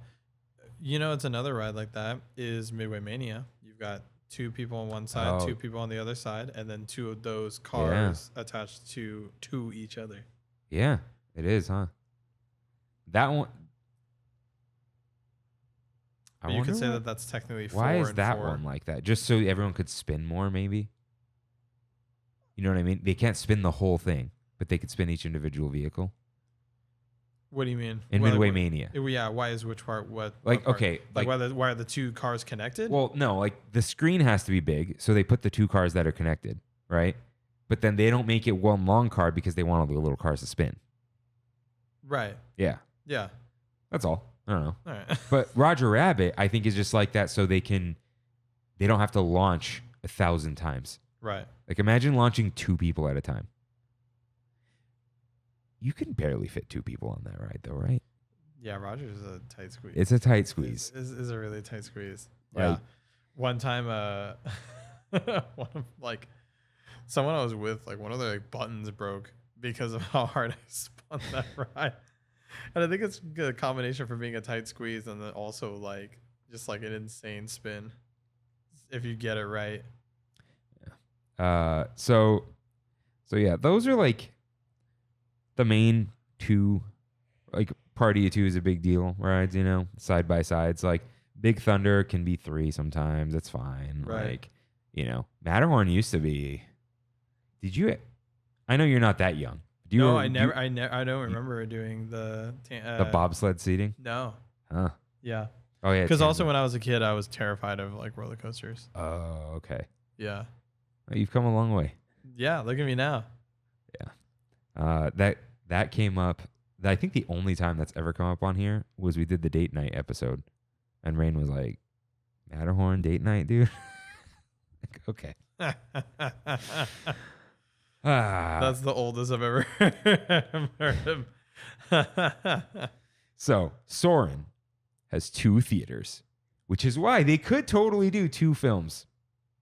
But could. we've discussed they'd quickly find out no one cares about it around the world. Yeah. Oh, they know. There's a reason it gets brought back. Why though? Because around the world doesn't have like low wait times, and they have to convince you to come with California. No, because it's one of the like biggest rides to do there regardless. Yeah. But Soarin' over California is a lot better. So why not just have it the whole time? I know. I don't know. Disney has like so many weird ego things. I think it's just like another ego thing of like they never want to admit that like we're right. You know what I mean? Yeah. They never want to admit that like we messed up. Like we didn't make something as good as we were supposed to. I think we brought this up last episode about the lobster nachos. They weren't originally on the Lamplight Lounge menu because I think they were like, no, this is a new menu. Everything's better. And then they were like, okay, fine. Everyone's asking where they went. When it literally comes down to everyone saying like we want this over the other, they will cave. Yeah. But it has to literally be everyone. And there are a lot of people, they're wrong people, that are like, I like around the world better. Who said this? Oh, so many people have been saying this for years. I've never heard anyone say this. I've heard so many people say this. Stop hanging out with those people. I have. I have. Pisses me off. Something else pisses Especially you off, as someone who's a Jerry Goldsmith stan. I know. You told knowing the story behind every it. time I'm in the queue, I think if you tell me the story of him crying and all this kind of stuff. Yeah. So, but there is something you are very mad about. You have your lightning lane rant with the 2 theaters and the 2 lines. Hit. You can hit them with the whole thing because you have a plan. It's so ridiculous. Yeah, the fact that the Soarin' cast members, they only think that the lightning lane people exist for that ride. It's like they freak out. They see 5 lightning lanes. Like go. They're like, oh yeah. my God, like 2 people just entered. They have to get on this ride now. And it's like, no, they can wait. Because guess what? There's got to be like a ratio. Honestly, this would be great across all Disney attractions if they just decided on a ratio. There are multiple If ratios. they just decided on a flat ratio. They can't. That they were just like, look, like you will have a quarter of the weight that the regular paying guests will have, especially for how cheap Genie Plus is and all this stuff is. It's so cheap. It is not cheap. If you're paying for if you're paying for the individual lightning lanes, that's expensive. But like Genie Plus is cheap. Genie Plus is not some insane premium because you have to think. It is for more than 3 people. But it's still not, because if you go to Universal, if you go to any of the other theme parks, you're paying like at least $100. So you skip a person for that premium, and you have to wait. I thought it's a front of line thing at Universal. No, you go into an express queue, and you still got to wait a little bit. Well, but it shrinks it down like crazy. Isn't the $100 one the one you could do multiple times? Genie Plus is once a day. It depends, but it doesn't even matter because I'm sorry, you do not have the luxury that luxury over me. That is insane. There has to be a ratio. But Soarin' is the one that's the most abysmal and the one that makes the least amount of sense, because if you have 2 theaters, just make 1 theater for Lightning Lane and then make the other for standby. Would that not be worse? No, it'd be great, because guess what? If you run out of Lightning Lane people, then more standby people go into that theater. That's what you're saying. Problem solved. And then, oh no, God forbid, you just fill that theater and then Lightning Lane people show up. Oh no, they have to wait the length of a film, which is 5 minutes. So I wonder if they do the Lightning Lane, because if the whole hallway is full, the wait gets longer than like 10 minutes, and they're told like they can't wait longer than 10 minutes. You know what I mean? Like, because they have to wait. Maybe. Okay, if the show just started, show just started, they loaded up the show area and the whole hallway, and then there's a line of Lightning Lane, they're going to be waiting a while. That's where most of the wait for Soarin' comes from. But the other rides, usually the basic ratio is 2-1 or 5-1. The 10-1 is the recovery ratio. And the problem these days is everything needs recovery because the rides keep breaking down. Right. So, like, I've been on that with Space Mountain. Yeah, like Soarin' around the road right now is 65 minutes. Yeah. So, and I'm sure that right now it's a bunch of people standing, not moving, not doing anything, and it's just. but then that lightning lane genie plus sometimes people. goes all the way out to the walkway. Right. So I think it's just not a good ride for lightning lane because maybe. because there is no constant loading. Maybe. And you know what? Sure. Yeah. Of course, there's going to be some times where they get slammed, but it's ridiculous how many times I've been there where it's a trickle and they're just like, both theaters, go, go, go. You don't stop. Don't stop. Please. You have to get on that ride right now. They and freak it's like, out. It's so weird. And it's like so weird on that ride. It's like, yeah, it's just weird. Yeah. I've been in a standby on Space Mountain where they do the 10-1. The thing with 10-1, that's the ratio. What really happens is 100 fast pass people go and then 10 standby go. And then they do it again. It's a nightmare. Yeah. And the thing is, like, something that, like, this is one of the things that you can only learn by going to the theme parks and then experiencing them on the customer side. It's always better to keep a flow of the queue. It is death when you are just sitting in a queue, when you're just like dead stopped, sitting, not moving. And Soarin' already has that problem with the nature of the ride, with it being essentially a glorified theater. And okay, for 5 minutes, everyone has to stand here while these people ride this ride. And then after 5 minutes, everyone can move up and then stop for another 5 minutes.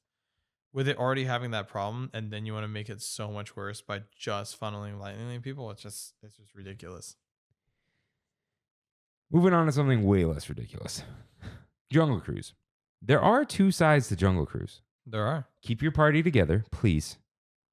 For the love of God. But there's a right side and a left side. And it really, it does always make a difference. It makes a difference where you're facing. Which side do you think is better? So the right side, you see the tiger, you see most of the inland. Are we talking skipper side? Like if we're looking out, like on like via, like we're inside the boat and I'm looking straight ahead. That's the left, that's the right. Okay.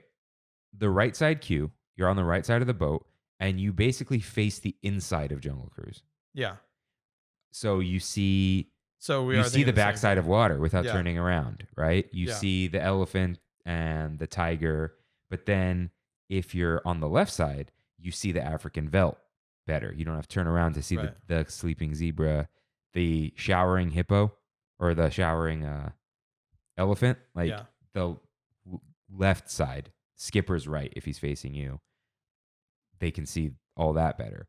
Which side do you think you prefer?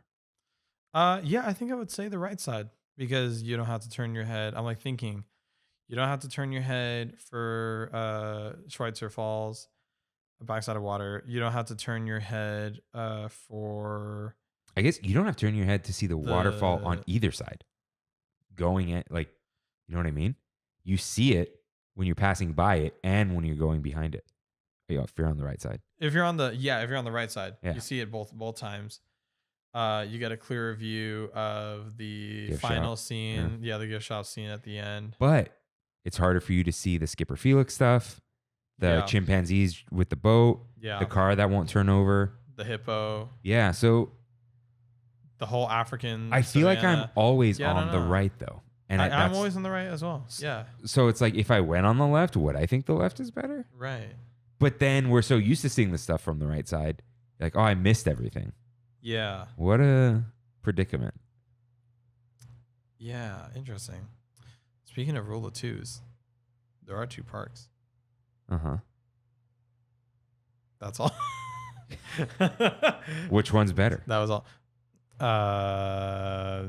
Disneyland is but I know that some people like California Adventure more. I think there's no arguing that objectively Disneyland is better. Yeah, I think I often have more fun in DCA. Yeah, no, that's valid. And I think there's a lot of people like that. I think it's like around our age, like when we hit our age of like 20s to 30s, I think our crowd like messes with DCA more. I think it also has a lot to do with like we have a lot of nostalgia of growing up with DCA. Yeah. DCA is the young millennial or old Gen Z, Star Wars prequels. Yeah. We grew up with it, so it wasn't as bad. Like, we know that it's bad, but we can know still that have people fun. say it was bad. And when we look at it, we go, yeah, that was bad. Yeah. But I love the farm. Yeah. Like, you know, I loved Bugs Yeah. Land. I Yeah, love the bring it stupid back. sun, you know? I love the Beach Boys Uh-huh. and California Screaming. Yeah. That was just a random. Why did you just want to say that there are two parts? I just thought that just now. I was like thinking, I was like, what? Are some that's more where the two-part episode things? came from. Yeah. It was going to be parks. comparing the parks, but we did that already. What's the Romeo and Juliet quote of like two parks and fair Verona or whatever? I don't know. Okay. So we can go to DCA. Radiator Springs Racers. There are 2 tracks in the final race. That's right. Right? It splits at some point.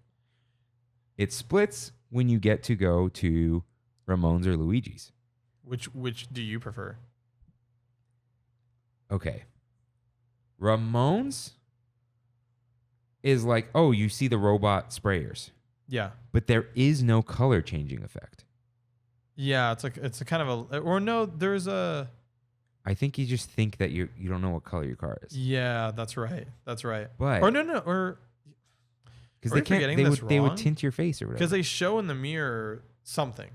They just show you. You're there. They just show us, but they don't show that our color. I don't our think color they is filter changing. just the car. That would be crazy. Because I thought, didn't they? I don't know. Do they? Well, because I know they do the tire changing effect. That's the thing. So on Luigi's side. I like Luigi's. And then Luigi's side also boom, boom, boom, bumps Yeah. you up. It which is feels fun. like you're getting your tires changed, and they put the white walls on the tires. And they have actual animatronics on that side because both of them are there. Guido and Luigi, So, okay, right? I don't know. It's been like over a year since I've ridden them. Right? Guido is at the end, right? But I With thought he pops Guido- out. yeah, he pops no, out and then Guido- he goes down. Yeah, that's, I think, a cool effect, too. Because But it's they're just both Guido, Ramon though. and Sally are just screen animations. I don't think I even remember seeing them. They're Like- because they're in the window. They're looking at you and he's going, Oh. "Que linda," and then they're playing Lowrider. Oh, yeah. Yeah, it is a weird version of Lowrider, huh? So, Oh yeah, that's right. Because it's like a cover version. yeah. It's Dude, a good cover version. I didn't though. know that there was a version of Lowrider in Spanish. Did you know I don't this? think I knew that. Maybe So maybe we're I at, did. dude, we're Maybe at I work. did. There was a guy with a lowrider, and so we're all Oh, like, nice. we're all messing around, and we're doing like, burr, Yeah. burr, burr, and then, so then someone does like the low rider, Yeah. and then Jaime goes maneja despacito, and we're like, what? And we're like, but he does stuff like that where he will just translate it. Yeah. But we look it up, and sure enough, there is a version of that he probably it heard makes on his sense. radio. Yeah. And he's like, yeah, that's the song. No, I just know the George Lopez show version. Yeah, so I think he's just heard it in Spanish. He thought that was that's the funny. original. Yeah. But- I do see your point about the bank turns, So, and I'm trying to think. Is oh there a wait, turn? do you that- prefer Luigi's tire shop? You know, It's a what's cooler funny shop, is too. like, like if I'm being No? honest. Okay, here's why. I feel like just being honest. Right now, analyzing the two of them, yes, you are right. The Luigi's one is objectively better, totally. But I feel like I get way more excited about Ramon's, and I was trying to think why, and I think it's just because I never get it. Yeah. You never get Ramon's side. It's always Luigi's side. So I feel like I get really excited when I get Ramon's side. But that being said, yeah, Luigi's is the better side. Okay. And Ramon's cools you down. There's the mist. Which, yeah, that's fun. So yeah, the banked turns. So I wonder. I don't know what people think. Do they think, oh, this side has the better turn, or do they never think that because the first turn, you're turning left, right? Right. The car on the right is way up high, and then the car on the left is like has that tight lower turn. However, there's a second bank turn, and then the car on the left is up top, and then the car on the right Right. is at the bottom because it turns right. So it's like you get an equal race. But in a my way. question is, which bank turn is larger? Are they the same? Because something that always confuses me when I watch track and field, when I watch them like racing and track, Oh, and like one person looks like they're so far ahead, but they're really neck and neck. that whole concept. And it isn't until the very end of the race, after they complete all those turns, that they line up, and then that finishing stretch, you can really tell who's ahead and who's not, because isn't like one person like technically running more? No, so track and field, the inside is faster, but they start from farther back. That's why it's the staggered start. And then that's why everyone goes towards the center as they run. Right, that's what I'm saying. So doesn't that mean then that if you're in the inner bank turn, that you're going slower than whoever is doing the outer higher bank turn, because they have to travel more distance? So if that's the case, whichever turn is the biggest, whichever side is doing that turn at the top means that they're getting a more thrilling ride. Yeah, but they switch. So, but that's what I'm saying is are both bank turns equal? Are they both the same size? Because if both bank turns are the same size. Wait. Hold on. Yeah, see? You're pulling up the map. Okay. Yeah. Yeah, okay. let me look at the map. Let me see the satellite, because the map can mean anything. Yeah, because I'm looking at the Disneyland app version, which I'm sure is not accurate at all. So you pop out of here first? Oh, yeah, it seems to me like there's this big one, and then there's this one. That huge spiral, it seems to me like if you're on the left side, you're getting the more thrilling ride. Yeah, but it's not as top I feel like speeds. It's more G-force on the inside, on the lower one. That was going to be my next closer question. To the center. Is, are you feeling more G's if you're in the center, even though you're not going as fast? Probably. Because you're making that turn a lot quicker. Probably. Yeah. So it depends. I guess it depends. I always go for G's because I feel like speed is overrated on rides. I feel like there's so many rides that are supposed to be 100 miles an hour and it doesn't feel that crazy. Because really, it's all about G's and it's all about acceleration. So with that being said, yeah, I do think that if you're on the inside, you're getting a more thrilling ride. Paula always asks that we turn the screen around because she watches on YouTube. I'm like, okay, advantage to YouTube. Sorry. There you go. So then maybe the right side, because the right side takes that whole spiral on the inside, like the tighter turn as opposed to that big straightaway. So you're getting way more. Yeah, Gs. but are you going faster on the other? Like who knows? Yeah, but again, speed is overrated. Let's get what's his face on the show. Speed is overrated. Who's the car guy? That Imagineer? Oh, that had a Cars Land, and then they're like, "It's your time to shine, bud." Rafferty, something Rafe, something. I don't know. Kevin Rafferty. Why does Kevin Rafferty sound right? Hold on, I'm gonna look up like Rafferty Imagineering. Hold on, Kevin Rafferty, I believe is the name. I see Laurel Scribner. Kevin Abbott, Rafferty. Though. Who's Laurel Scribner Abbott? It's not him though. I don't know. But yeah, Kevin Rafferty. Literally, his retirement post is him in a construction outfit in Cars Land. Good for him, man. Yeah. Because he designed all this ahead of time, right? I mean, it obviously did change a lot. No, I mean, like the idea of it, like all those little visual puns with like the lights and whatever. Yeah. He probably came up with a lot of those before. No, totally. You know what's crazy? Apparently, he started as a dishwasher at the Plaza Inn for 4 years and then applied to Imagineering in 1978. That's how it used to go, man. You know Neil Druckmann, Last of Us? Yeah. He was a QA tester at Naughty Dog, and now he's the president of Naughty Dog. Isn't that like a thing QA for tester so many video is game the bottom. People? It's the only way you get in. You start as a QA tester. That's crazy. And now he has an Emmy award-winning HBO show. Wow. Listen to Kevin Rafferty's achievements. Also, I'm hearing like, what am I hearing? Feedback or something. Is your phone loading something? Phones? Yeah, it's the 5G, sorry. dude.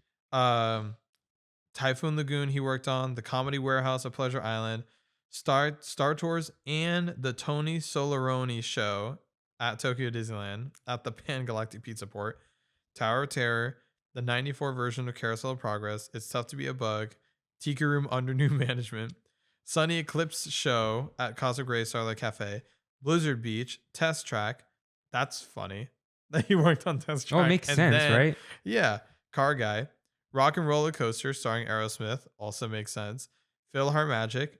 Finding Nemo Submarine Voyage. Toy Story Midway Mania. Cars Land. And then Runaway Railway was his final send-off. Wow. You know what's also crazy? It's kind of taking it back to Cars a little bit. Most notable of the unbuilt concepts that Kevin worked on was Roger Rabbit's Hollywood, where he devised the story of the Toontown Trolley Simulator ride. So I didn't know that was also him as well. I didn't even know that existed. Really? What do I know? We need to do, honestly, maybe instead of Disney's America, we just need to do a whole episode on the Disney decade. Because have you ever seen that clip? It's from Disneyland. They did a special in I want to say the early 90s or something. And at the end of the special, they announced, this is it. We're going to launch the Disney decade. And they just fully laid out all their plans that never came to be. And it's on. They've never done that before. It was the first time they ever did it on such a massive scale. And then Frank Wells tragically died. And then the whole company got shaken up after that. Dude, they put his little cargo box on the Matterhorn mug. No way. I saw him oh, good. That's really great. Did? It says Wells Expedition on there. That's awesome. Yeah. I love that. So, that could be a whole episode on. I feel like we did something like that, like an empty promises type thing. But we could just do that again. Yeah, there's so many. It was called the Disneyland Story. I just found it. Huh. Okay. You. What? You gonna watch it right now? Oh, sorry. I was trying to pull up to see. Oh, okay. If I could play the audio right now. But I'm trying to see what was everything else that they announced in there. It's pretty crazy. It's literally it's in the last 3 minutes. Here, I'll put the audio on. Take a bit into the future too. 1991 will see the young Indiana Jones in his own adventure spectacular and an incredible live Muppet show. The Little Mermaid, Ariel, and her friend Sebastian the Crab will swim onto the scene in 1993. So just announcing the movies and stuff. But that's them saying they were going to do a Muppet show. Returns to Disneyland with Alien Encounter. Never happened. Nope. 1996. Dick Tracy's Crime Stoppers, combining state-of-the-art technology with a classic story from the past. That became Indiana Jones. Further ahead, Baby Herman's runaway buggy ride through a whole new area in the park. Hollywoodland, where park guests will appear in classic films of yesterday and television of tomorrow. And that became Toontown.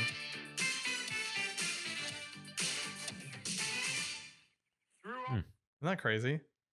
Just dropped all of that in the last 2 minutes of the special, and then Frank Wells died and everything changed. But yeah, I think that was in reference to, I think they were trying to do maybe it was the Muppet Show that they did end up doing, the MGM Hollywood Studio. Or no, I guess it was supposed to be for Disneyland. So I don't know. So let's talk about Splash Mountain, because that's all we know right now. Yeah. We in Disneyland famously don't have the 2-seaters, even though our app does. You notice that?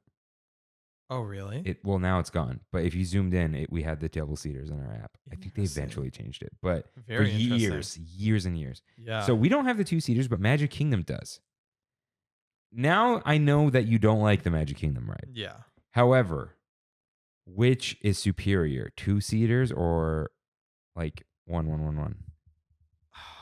I love the 1-seater. Is it because you're afraid? Oh yeah, You're adds you're to alone. the fear. Yeah, it adds to the fear. You have no one around you to support you. The person in front of you or behind you feels like they're 1,000 miles away, and also just the logs being that much smaller just makes it so much more thrilling. Yeah, it is like a boat in. Magic Kingdom, huh? Yeah, and I feel like there's a lot of control over that boat. I believe, even though they keep sinking. Yeah, but I believe they with do that? have control over it because of the fact that they want to do more storytelling with that version. Whereas Disneyland's is just, you're just fending for your life. You're just because ours has multiple you are we flying. have multiple drops. We have the fast the dry run. Do they have the dry run? The coaster dry run? I don't think so. Because that's scary. You actually get more wet on the dry run sometimes. Oh, absolutely. Yeah. I heard they turned down how wet people got on it. They did. Is that like on Tiana's right now? Yeah. Because they want everyone to ride it. Yeah. Mm-hmm. I feel like I'm okay with that though. Yeah, that's definitely not one of the things I'm the most hung up on. Yeah, because okay, like, it's just like one of the many just laming down of the ride that it seems like they did. Yeah, but we were talking about this before we knew more details. The virtual queue wasn't going to matter. Like, I know we're getting it in like December supposedly, right? Yeah. Imagine like 9 p.m. on a Tuesday in February. No one would be on that ride. But if you don't get wet, everyone's going to be on that ride every day, right? Right. So maybe that's maybe why they're thinking, they'll sell more lightning lanes and get more people in the standby. Like, a ride that big having an empty standby is not good, right? No. Yeah. Even like for people who don't like busy parks, like you want people in line. Yeah. Maybe they're just waiting to see like if the general consensus is like we want to get wet, especially in Orlando. I feel like in California, no one really wants to get wet. Well, people. Because people dress up here. People actually do their makeup. No offense to people in Orlando, but like I've been there. And I also know people from there, and they have told me like I don't like doing my makeup because I'm just going to sweat it off, which makes sense. Yeah. So like, but there's so many aspects to it where it's like, oh yeah, when I go to a theme park in Orlando, like I'm already wet. I'm already wet walking around. So I'll just get wet right now. When you get wet in California, there's a hot, dry heat and you dry off and it cools you down. So over there, it's so humid you don't dry off and you smell like wet dog after a while. Yeah. So do we like it more? But then on the other hand, like Grizzly River Run is where you go to cool off because you will get wet. Yeah. Where destroyed. Splash Mountain is where you go for your socks to get wet. Right. Sometimes you get hit, but usually wet socks and it sucks. Yeah. So that sucks too. Yeah. Itchy. Yeah, it's terrible. And then like we don't need to get into it. So the one-seater is the rule of two. I think so. No good here. I think so. Okay. Yeah, no. I'm curious just to ride that like that though, with the two. Because you didn't. Yeah, that's right. I didn't go to Magic Kingdom because you didn't do it. Yeah. Did you have fun your first time at Magic Kingdom? I'm trying to remember my first time at Magic Kingdom. Did you just like enjoy yourself? No, like Magic Kingdom just it feels miserable because it feels like the hottest, most humid place on Earth, and then it also is the most crowded place on Earth. That's like true. Magic Kingdom's the most visited theme park in the world consistently, more than Disneyland. Yeah, that is people's Disneyland. It's the one. Yeah, that's most people's Disneyland. Like on the news when someone's talking about Disneyland, they throw up photos of Magic Kingdom. Because that's what people know. And yeah, it also has the worst food. You can't eat there. Like I starve to death whenever I go to Magic Kingdom. And then I just remember going on every ride and just being like, ours is better. No, I didn't like that. Our Winnie the Pooh looks better, like that's for sure. I saw theirs. It looks. Yeah, I've never been on theirs, but like their buzz is stupid. Oh, the guns don't come out, right? That's so dumb. Big Thunder was worse. I thought Splash Mountain was worse. I thought Haunted Mansion was worse. I'll fight people on the Haunted Mansion. Ours is so much better. The Walt Disney World is not good, and then is even worse now with the dumb Hatbox Coach change. It just makes it just not. It just throws everything out the window, in my opinion. But then I remember going on Country Bear Jamboree, and my mind was blown. I had like my my Frank Reynolds moment, and It's Always Sunny of like, I get it now. Because I was a hater. I was like, oh, Country Bears, this is stupid. Oh, dude. Friend of the show, Tess, under Tess C. She is a Country Bear stan. I am now. She hunts down those. No, but like, I think she remembers it. When did Winnie the Pooh open? 2001? Wasn't it 2001? Let's see. Many Adventures Winnie the Pooh. Because I want to say that's when the movie came out. When the Country Bears movie came out was 2001. Okay. Okay.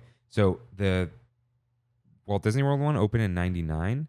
and it says almost 4 years later it was at Disneyland. So either 02 or 03. So yeah, she would have remembered Country Bear Jamboree. Right. So like, if the characters are ever walking around, like she finds them. I love that. Yeah. Firm believer that they should make Grizzly River Rapids into a Country Bears ride. They put Big Al there, dude. Like they're definitely testing the waters. No pun intended. Dude, you know what? This is like my Matterhorn theory of like, at least during Christmas, if not all the time. How much more psychotic would that ride be if it was yodeling the whole time? That'd be so fun if like it was like going in and out like every time you went in through like a tunnel or something like that. No. You hear it the whole time, but it echoes sometimes. Like it's you hear it as if they're like from behind the wall or something. Yeah, that's but another one I'm surprised you didn't bring up. Speaking of rule of twos, of 2 different tracks on the Matterhorn. Oh, that's a huge one. I'm an idiot. Oh, that's a Matterhorn huge right here. one. Right here. Yeah, right here. Okay. Before that though, let's talk about the music because Country Bear, and then we'll come back. Yeah. So imagine if there's just frantic yodeling, like that's the subtitle, while you're on Matterhorn. It wouldn't be much like, instead of scary, like the Abominable Snowman's not scary, but the yodeling is. Are you kidding? He is so scary. Nah, he's whatever, dude. Just that audio of the, like that is so, like every time it like, ugh. No, I'm like whatever about that, but and he moves. The yodeling is like deranged. Yeah. So like, I think it would be fun. So now imagine, you can add it into the story. Like the yodeling is what wards off the Yeti. It's like the T-Rex in Jurassic Park. Like as long as you don't move, it won't get you. It's like as long as you don't stop yodeling, the Yeti won't get you. Or the yodeler is a crazy guy trying to get you, and the Abominable Snowman is trying to scare him away. Ah. But now that could be imagine the twist at the end. Grizzly Peak or Grizzly River Run. Yes. Yeah. Rapids is not part of it. People just call it that. Grizzly River Run. The Country Bears are just playing music while you're like scared for your life. It would be funny. It'd be so funny. Like you're going down the hill screaming and they're just like playing a song. Yeah. Right? Yeah. That would be great. And you just hear like them like, ooh, like as you're just like crashing down into some water. Yeah. That'd be really, really fun. What would a good punny title be for that ride? What if instead of the Vacation Hoedown, if it was the Vacation Splashdown? I thought of Splash. And they like themed it to Vacation Hoedown rather than being more Country Bears Jamboree. But they would name it like Rushing Rapids, a Country Bear Jamboree Adventure. Yeah, Country Jamboree Adventure. I know. All right, Matterhorn's 2 tracks. Yeah, man. How did I forget that? I don't know. So I was thinking that. I was like, what else? Okay. It's rule of 2. The rule of those 2. People think the right side is faster. Yes? No, I thought it was the left side because to left side's Tomorrowland side. Tomorrowland side's faster. Huh. Right side, I know, is jerkier. Yes. I don't like the right side. It's violent. Because it feels rougher while not being fast and as fun. That has the dip in it, right? What's her face's dip? What's her face's dip? It has a name. You don't. There's a name for the dip? Yeah, it's very morbid. Oh, because of who Launched out of the thing and hit her head. Yeah, I think that is on the right side. That's the sharp dip, and you just kind of go over it. Yeah, rest in peace. Yeah, name of dip. Let's see. Dolly's Dip. Jesus Christ. Oh, God. That wasn't even her name. That was her nickname. That sucks. Can't even remember. Yeah. Okay. Well, we're going to move on from there. So, yeah, right side, I just don't like. No. I mean, I'm not going to not get on it, but yeah, the left side is better. Yeah, it is better. It's just smoother. I remember there was one time where there was like no wait, and we were just like, let's just do it. Let's test it out right now. Know once and for all which side is better. And we were like, oh, it's 100% the left side. 100% it's Tomorrowland side. Which, that's an interesting thing. Matterhorn has always had an identity crisis. It's split between 2 lands. It used to be in Tomorrowland. Yeah, it used to be in Tomorrowland. Didn't it go back and forth multiple times? Maybe. Didn't it start in Fantasyland? Or no, it started in Tomorrowland because it was part of that Tomorrowland expansion. then moved to Fantasyland, and then did it go back and forth again? I don't know. I do know it was at some point in Tomorrowland, Yeah.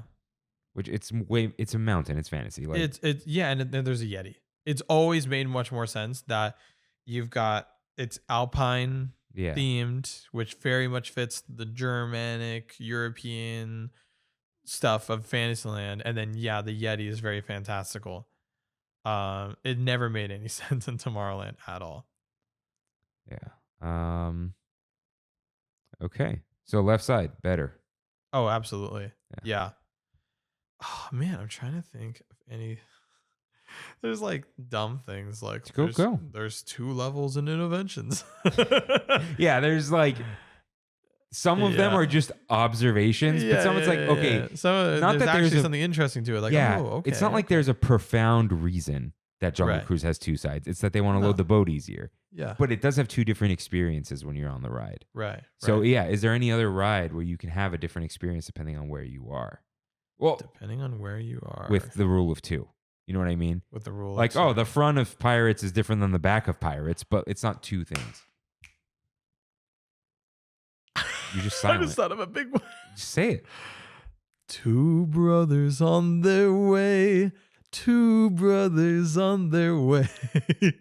From Great Oh my Moments of God. Mr. Oh my- Lincoln. yeah. That's a huge one. No, it's not. Wait, that is the rule of 2. Oh my God. I'm shaking right now. It's been great, everyone. See you next week. Dude, 1 wore blue and 1 wore gray. A cannonball don't pay no mind, Kirk. People have no idea what you're talking about. But the real ones do. The real ones do. The real ones, they do. Oh my God. The Southerners know what we're talking about. Yeah. Dude, that's a big one. That's a big rule of 2. That's an entire attraction about About the rule of 2. about the rule of 2. So for those of you who don't know, it's about the Civil War and how literal brothers would fight each other in the American Civil War. The two sides. One fighting for the Union. The winners and the losers Yeah. / traitors. Yeah. So, yeah, sure. There you go. What else? Is there any other one that we're okay. forgetting? So I'm gonna do the actual rule of 2. Okay. Don't put 3 people in the Doom buggy. We're not Yeah. teenagers anymore. No, it's we're tight. all fat. Like, no. Not even, don't do dude. that. We just our shoulders Well, I have am gotten speaking big. for myself. Just our shoulders have gotten bigger. Like, hips get wider. It's like yeah. I swear it was like over the course of a year or 2, and my weight didn't change. It was just like we used to fit 3 people here, and now it's 2. I remember one time in high school fitting 8 people into a teacup. I thought you were gonna say the Doom buggy and say you're lying. But okay, Yeah. the teacup. The thing with 8 teacup is people the in legs. teacup. Yeah, because all the legs have to. It's like an aperture. They all have to It's a cone shape. So and then your someone butts will gets fit. screwed. Someone has to put the last person in the has to pull their legs up and lay them on top of the other legs in order for it to work. and like the door doesn't open. Yeah, Yeah, and it's a like whole thing. So that's the thing. We did it. We got 4 people in it, or we thought we did. 4 butts will fit in there, yeah, but 8 legs won't. You sit down and it does. You don't go down. It's weird. So, yeah, no teacups. Okay, let's Yeah. see. We did the 2 monorails.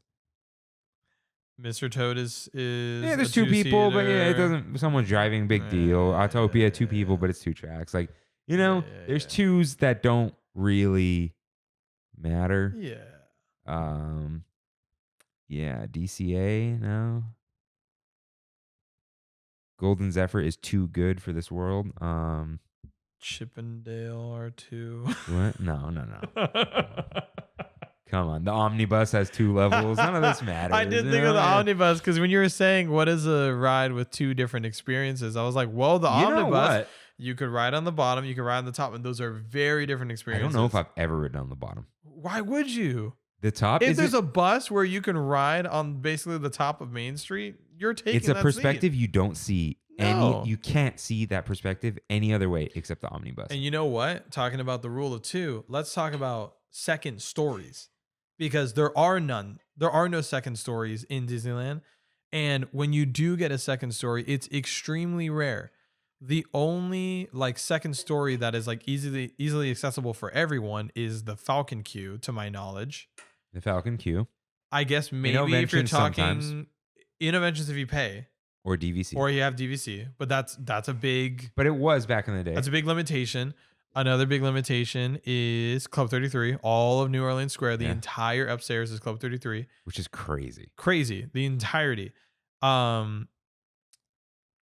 Now you can say the tree house. I wouldn't even say that that's technically You're just in a tree. the second story. You're just in a tree.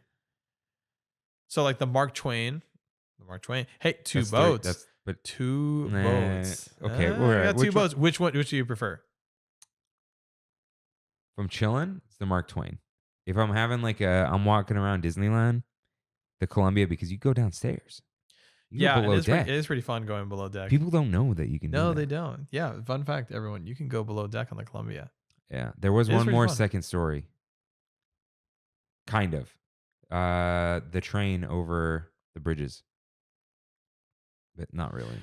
Yeah. Like Critter Country. But that's not like you go and you Splash stand. Queue, yeah. That Splash Queue is pretty we're talking about two stories now. This is a whole other thing. I was trying to see if we could make something out of that. Yeah.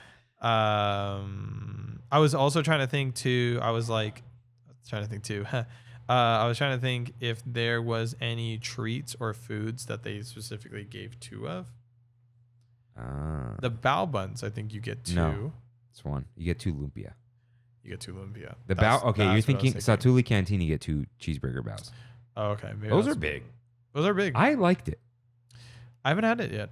It was actually good. But just the other day, I brought up to Bree because she was like, I don't know if I want to go to Orlando this year. I was like, hey, that one drink in Pandora, the Pongo Pongo, the like swirly, colorful drink with the little like popping pearls in it. Oh, we were like, we didn't even get it. Oh, that's one of the that's an all timer theme park treat. We figured out crazy.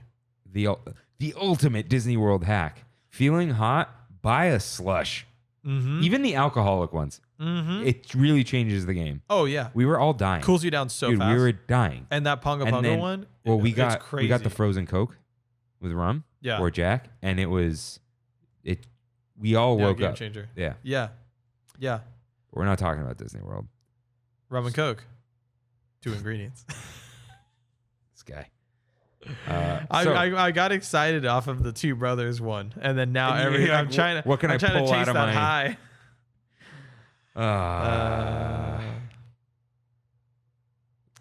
You want to say the last one? I will. The definitive rule of 2. Driver, you are clear. And you get 2 honks. I'm hoping we edit that in. That's beautiful. If we don't, oh well. Hey, that's fine. Yeah. But that is a beautiful one to end on. It feels good, dude. When you hit the 2 honks, especially beep, beep. when you're getting ready to go. Forget the turns. When you're exiting Mickey and Friends to go to the parks, the 2 honks, you're like, we're on our way. You're like, oh, let's go, trammin'. baby. We trammin'. Yeah. So that is our Big Thunder topic of the week.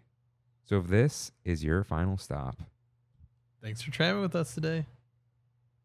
And if not, it's time for We Have It So Good, where we and the Tram fam talk about our trips to Disney parks and more. Right in with your trip recaps at Trammin.com/ask, just like Anthony B did. Oh my God. Why is this Don't worry. longer than the rest of the show? Because it's a script. I just looked at the script and I was like, oh my God. There are pictures so with much. Nick H. Really? Yeah. Oh But, my God. I forgot to cut these down. So here we go. All right. Anthony B writes in, Trammin. Last week, I got my last trip in before my blackout/pass suspension. I missed some reservations because we pushed back a trip to LA and never canceled Disney. I thought I'd call their bluff when they sent the email. Turns out they will suspend you. It's all good, though, because my peasant enchant key won't let me go till August anyway. So I tried the vegan huarache at Paradise Garden Grill at Pixar Fest, and I was surprised that the fried masa was nice and crispy. Also wanted to try some other vegan Pixar Fest items at the Elemental booth. The smoked firewood, but was too full. Yeah, the huarache is huge. We also went to Trader Sam's the next day for lunch. They had seating inside, but the weather was great. So we sat on the patio where we tried the new tempura green beans. Oh, they did change them, huh? Mm-hmm. These were good. You get a lot of them. But the treat for me was the swaying palm salad. Last time at Trader Sam's, the Rongo salad was the only plant-based offering, and it was so whack. Bad iceberg lettuce. The new salad used nice matcha greens. Is it supposed to be microgreens? Could be. Sesame oil dressing, which made it very refreshing. Would get this again. I know, who goes to Sam's for a salad? But it was a nice break from the park meals that make you feel like you ate a brick. For sweets, I got a coconut pineapple Dole Whip float, but need to stop getting tricked by all these seasonal flavors that sound and look good, but are just drenched in extra syrup. A plain Jane Dole Whip is all I need. Still, we have it so good. Look, if you tell me to edit or address, it's just going to happen. So he says, I only mention this now because I've heard you guys reference it on the pod before, but we were stuck in a huge security line at Rope Drop, and a difference I noticed that they took my gummies out and asked me if they're cannabis. Oh, of course they are. And of course I told them they aren't. And they let it slide, but this is why we were waiting longer, because they're trying to confiscate edibles. What are your thoughts? No, they're just going through everything. Yeah. Because they were probably, now they're afraid that they're getting audited constantly, because that's what happened to them. So they go through everything. Some of them open your sunglass case, some don't. It just, luck of the draw. Sometimes the other cast member helps, sometimes they don't, to move the bag. They really it was very discouraging to see the permanent tables also put in at Downtown Disney, because I'm like, are they even going to try to change the system, or are we just stuck now? Yeah. So yeah. But interesting that he did not like the new Matterhorn float, the Dole Whip one, because it's so coconut pineapple. Syrup? Yeah, they put a little bit of syrup at the bottom. Oh, then I think it's a different juice. I really liked it because I hate the Dole Whip float. To me, the Dole Whip float, for some reason, because it's pineapple soft serve and pineapple juice, I like it. Just makes me, it tricks my brain into thinking I'm very sensitive to textures, so it just makes me think I'm having soggy soft serve, which I know is the craziest sentence in the world, but that's what it feels like to me. The coconut pineapple one was nice because it just kind of made it taste more pina colada-y. I will try it. But interesting about the new salad. Yeah, glad there's something I want to try. I forgot about that they're different green beans. I would have definitely got them if I knew they were different. Yeah. The other ones are good, but they are very salty. Yeah, I'd be very curious to see how the new ones are. I love the aioli. Yeah, I'm glad they kept the aioli, but man, I hope that they're fine, because tempura is fun, dude. Tempura is fun, but the way they have just gone through and just made the menu worse and worse and worse and worse, kills me. Fried spam musubi. Come on. It's so dumb and cheap to do. If you went back 10 years, every table had it. And now every single table had it. Why would you take that away? Did we send the picture of the fries Jeff and I got twice now with the Kahlua pork? So at it's called Sam's? Kahlua pork nacho poutine. And it's at Sam's? Yeah, it comes with sweet potato. Because I love Kahlua pork poutine. Oh, you don't have to get sweet potato fries. You can change them. Okay, so good to know. They are really good fries. However, good to know. It's Kahlua pork with nacho cheese, sour cream, no cheese curds. It's not poutine. Hey, what? Do you remember the Kahlua pork poutine? They used to have it at Trader Sam's on crinkle cut fries with thick curds, dude. Right. Dude, just another thing. Yeah. All right. Glad you had fun. Yes, the bad boy email is real. You can now see it in the website, not the app. Not the app. Listen, guys, listen to Disneyland's Tech and Infrastructure episode. It's not as boring as you think. It's actually extremely interesting. I know I'm biased because I wrote it. However, dude, we dive deep into the gateway system. Yeah. We're all in. I did digging. I did some digging, and I think I'm pretty accurate on how a lot of this stuff works. I found the technical data sheet for the parking assist cameras. That's crazy. And I know why they have errors and stuff. They could do a lot. It has features that I know they're not using. Whoa, really? So they could have, if they really wanted to, in the app. Here's your preview for the episode.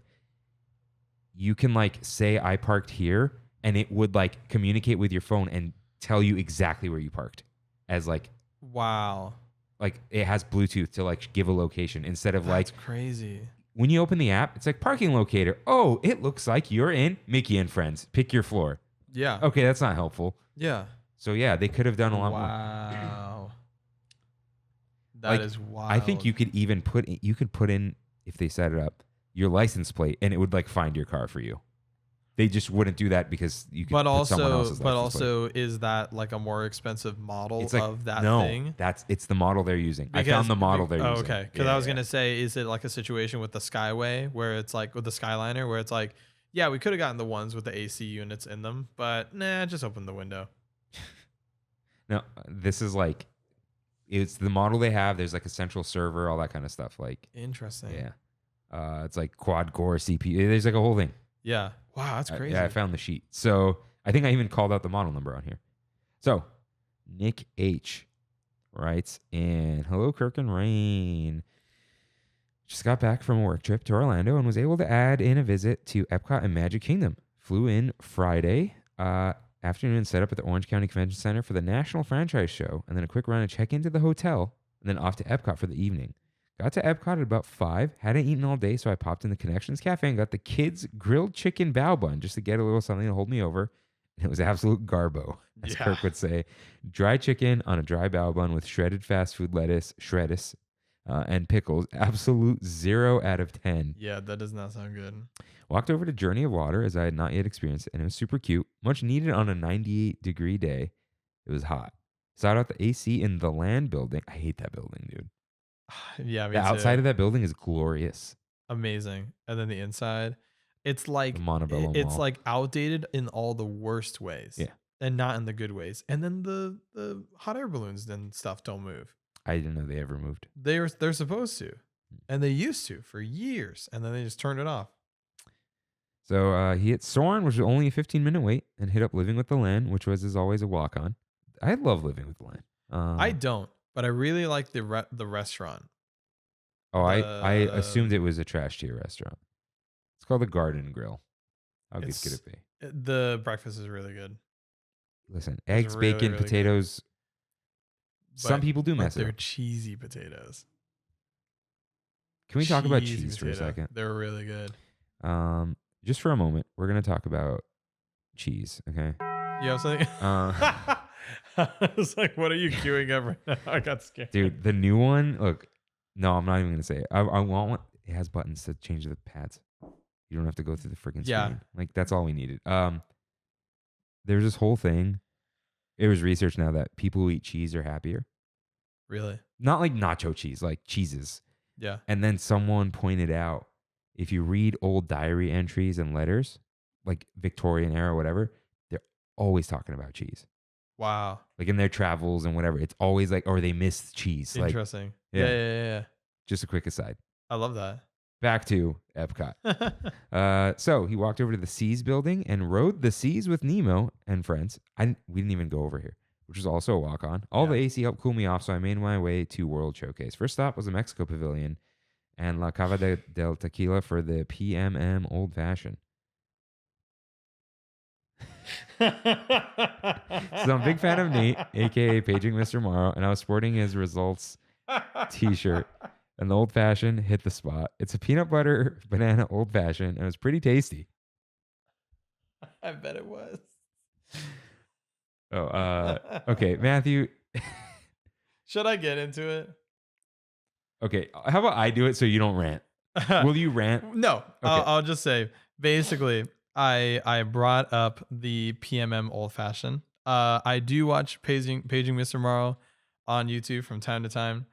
No hate to him. Oh, so you like him? All love to him. Like, he's totally fine. Makes a lot of content. Great. Nothing wrong with Paging Mr. Morrow that I know of. Right. I got really upset and I ranted to the boys about why did La Cava del Tequila. First of all, Disney never partners with Latino anyone. They never partner with Latino content creators ever. They never partner with like Latino artists. Nothing. Never. Latinos are always left out of everything when it comes to Disney. So the fact that I'd already been upset about a lot of other things related to this for a while.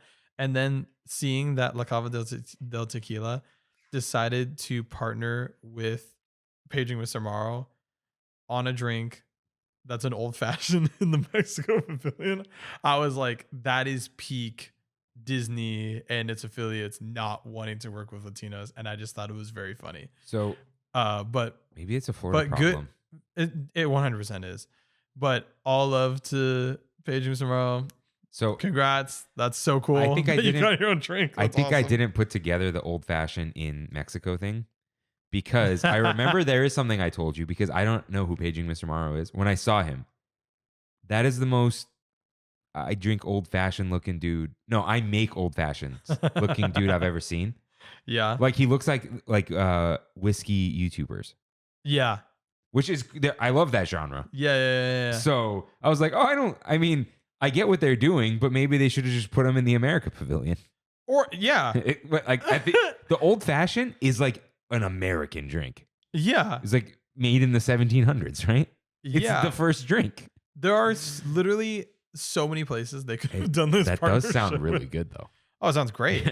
But also, I remember reading off the description to you guys, and I think that they also use like a Japanese liqueur, or like some Japanese alcoholic drink in it as well. It's just like the most on paper, it's the most Latinophobic thing ever. And then the launch party, there was nothing but white people. It's Florida. And then because I sent you the post and I was telling you guys about it and I was ranting about it. What was the song that that they posted? Oh, I don't know. It was like, you have to find it now. Okay. Kirk pointed out the song that was playing in like the announcement feed. It's either on La Cava de Tequila's Instagram or it's on Paging Mr. Morrow's Instagram, but it's a reel. Okay. Here it is. You found it? Yeah. What was the song? I am at La Cava. Original audio. Maybe I can make my own drink in La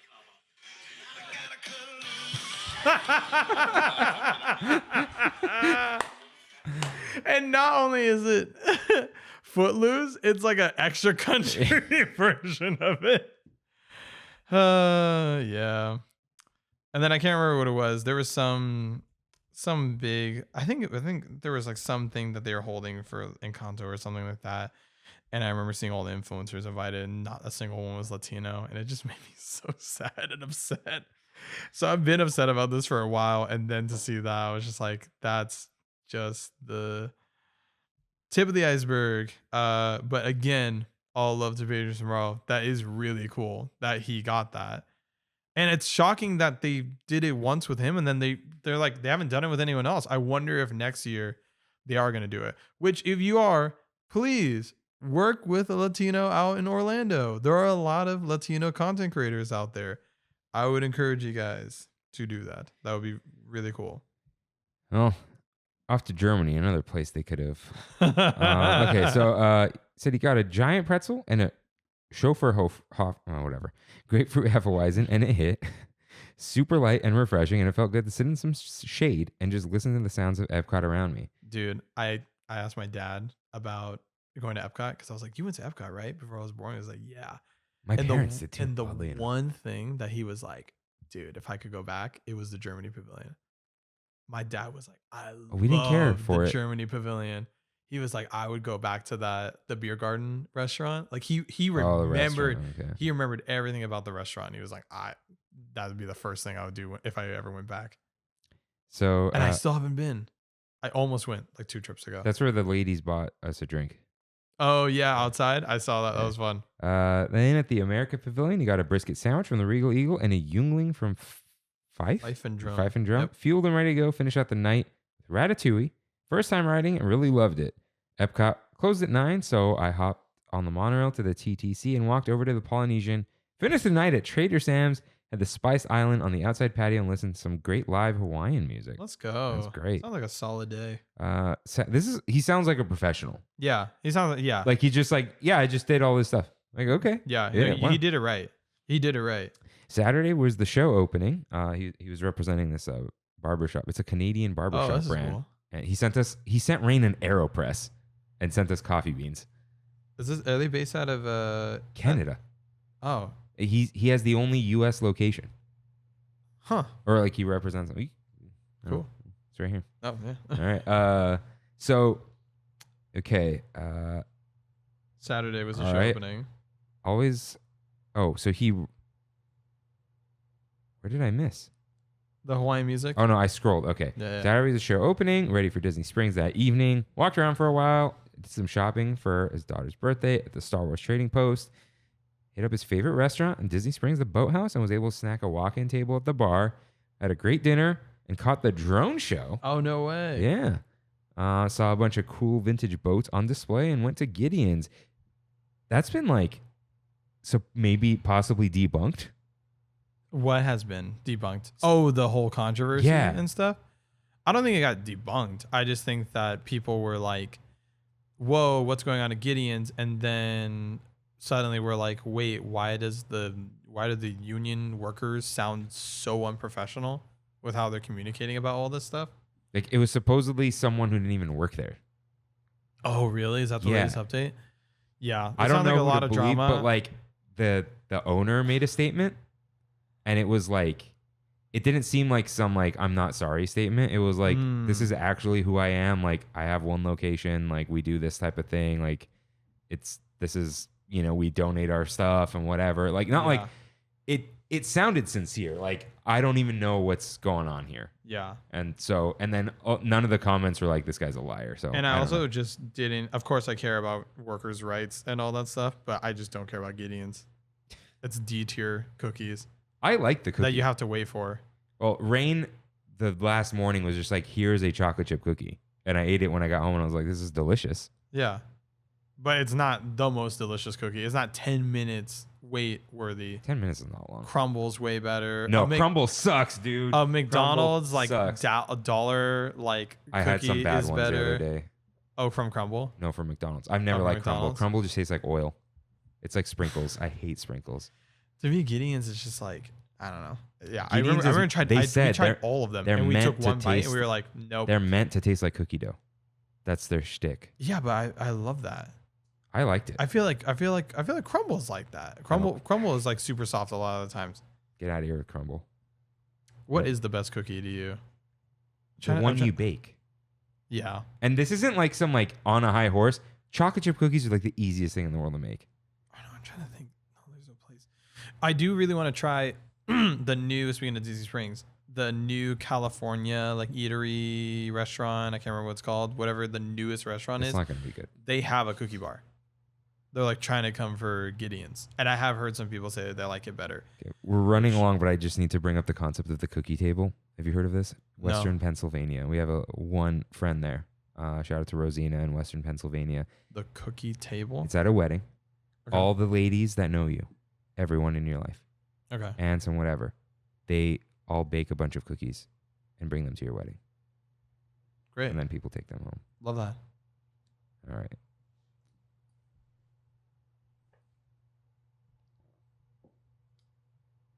Okay, we're fine. So, what did he get? Okay, Gideon's. He did go to Gideon's, got the banana bread chocolate chip. Was only able to eat half of it, but it was just too much. He's, I guess, never been. Loved the goth bakery look of Gideon's, and being an old goth kid from the 80s, Sunday was show day again. Packed up the booth and made a quick run of the hotel, then off to Disney Springs. It was so hot, insanely busy. Cut my losses and left, went back to my hotel, and grabbed the dinner at Uncle Julio's, which was in the parking lot of my hotel. Fun. Monday was the big day at Magic Kingdom, and I Ubered to the TTC and rode the ferry over. Just absolutely ridiculous the way you have to get around this place. Oh, no, that's the other thing about Magic Kingdom. You have to fight for your life to get into it. No, just all of Walt Disney World's like this. No, Animal Kingdom, you pull up. Epcot, you pull up. Hollywood Studios, you pull up. Like Magic Kingdom, you fight your way. You're you have to you need take to go the anywhere journey. that isn't a theme park. Okay, for me to get to Rain's Hotel, I either had to take 2 buses, or I just bought an Uber. Or just get an Uber, yeah. Hold on 1 second.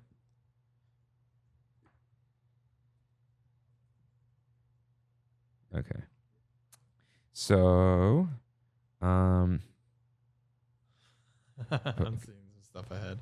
yeah, let's see. Walked in, made his way to the Fantasyland entrance for a rope drop, hustled to 7 Doors Mine Train, and cracked it out. Next was Cracked it out, baby. Ariel's Undersea Adventure and the cinnamon roll and caramel cold brew from Gaston's, which was absolutely delicious. Next up was Big Thunder, and unfortunately, Frontierland was closing at 5 that evening for a special media event for Tiana's.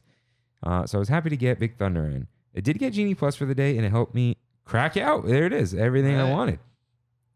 Had probably the worst chicken nachos I've ever had at Pecos Bill's for lunch, and was able to get Big Thunder in again after that. So that helped relieve the disappointment of lunch. Really just took my time walking through all the lands, taking it all in. The park wasn't too busy and didn't really have to wait too long for anything. And Genie Plus helped a lot too. Okay. I was able to snag a walk into Liberty Tree for dinner and had a great meal here, there, which always feels like Thanksgiving dinner with all the fixins. I spent the rest of the evening in and around Tomorrowland and finished the night with a ride on the People Mover. Unfortunately, didn't get the train in because the last ride was at 5 with the special event closing it down, but got everything else in. Park closed at 11, so I slowly made my way down Main Street, stopping in a couple shops, bought a new Magic Kingdom mug for home from Starbucks, hopped on the ferry around 11:30, went up top and sat and watched Magic Kingdom fade away, but it felt good to sit after 26,000 steps and 15 and a half hours in Magic Kingdom. On Tuesday morning, I had an early breakfast reservation at Boma at Animal Kingdom Lodge, and it did not disappoint. Always a must visit. Yes, sir. And then he walked around the Animal Kingdom Lodge and checked out the giraffes and zebras, then off to the airport to go home. All in all, had an amazing trip and always loved solo Disney trips, but I was missing having my daughter with me as she is my Disney buddy and we always have a blast together. But we're planning a trip with the family to Disneyland for Thanksgiving, and my wife is usually good for a day in the parks, while my daughter and I will do rope drop to park close all 3 days. Hope to see you guys in the parks while we are there, and happy Trammin. My best, Nick H. So he did have some great pictures. I'll pull it up on the phone just because it's better than like Gmail. Okay. Emily, for reasons I cannot describe, I'm going to have to read yours next week. She wrote in at like 3:20. Sad. Yeah. So,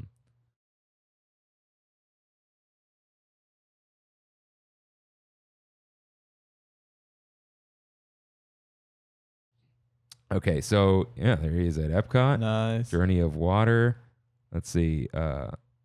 There's the old fashioned, I guess. Nice. That's a big pretzel. Is he wearing That's a nice tiki shirt, too. I know. I think he's it is wearing PMM, the PMM shirt. I know there was a shirt. Yeah, dude. That's a nice tiki shirt. No, PMM's got deals. He's got brand deals. Okay. Yeah, I've never heard of this guy. Ratatouille. I didn't like the Ratatouille ride. It was fine. I like it. It's fine. It's cute. It's just like takes you to screens the whole time. Yeah. That's what it is. Polynesian Village. Oh, there's his booth. Nice. Boathouse. Yeah, I mean, Still got to try Boathouse. That's a lot of people's favorite. Hey, that does look good. But just that one does look good. Yeah, I like banana muffins with chocolate chip. But I know it's gonna be so disappointing. All right, dude. I swear, it's like you did Tron. Nice. Oh, there's a Matterhorn.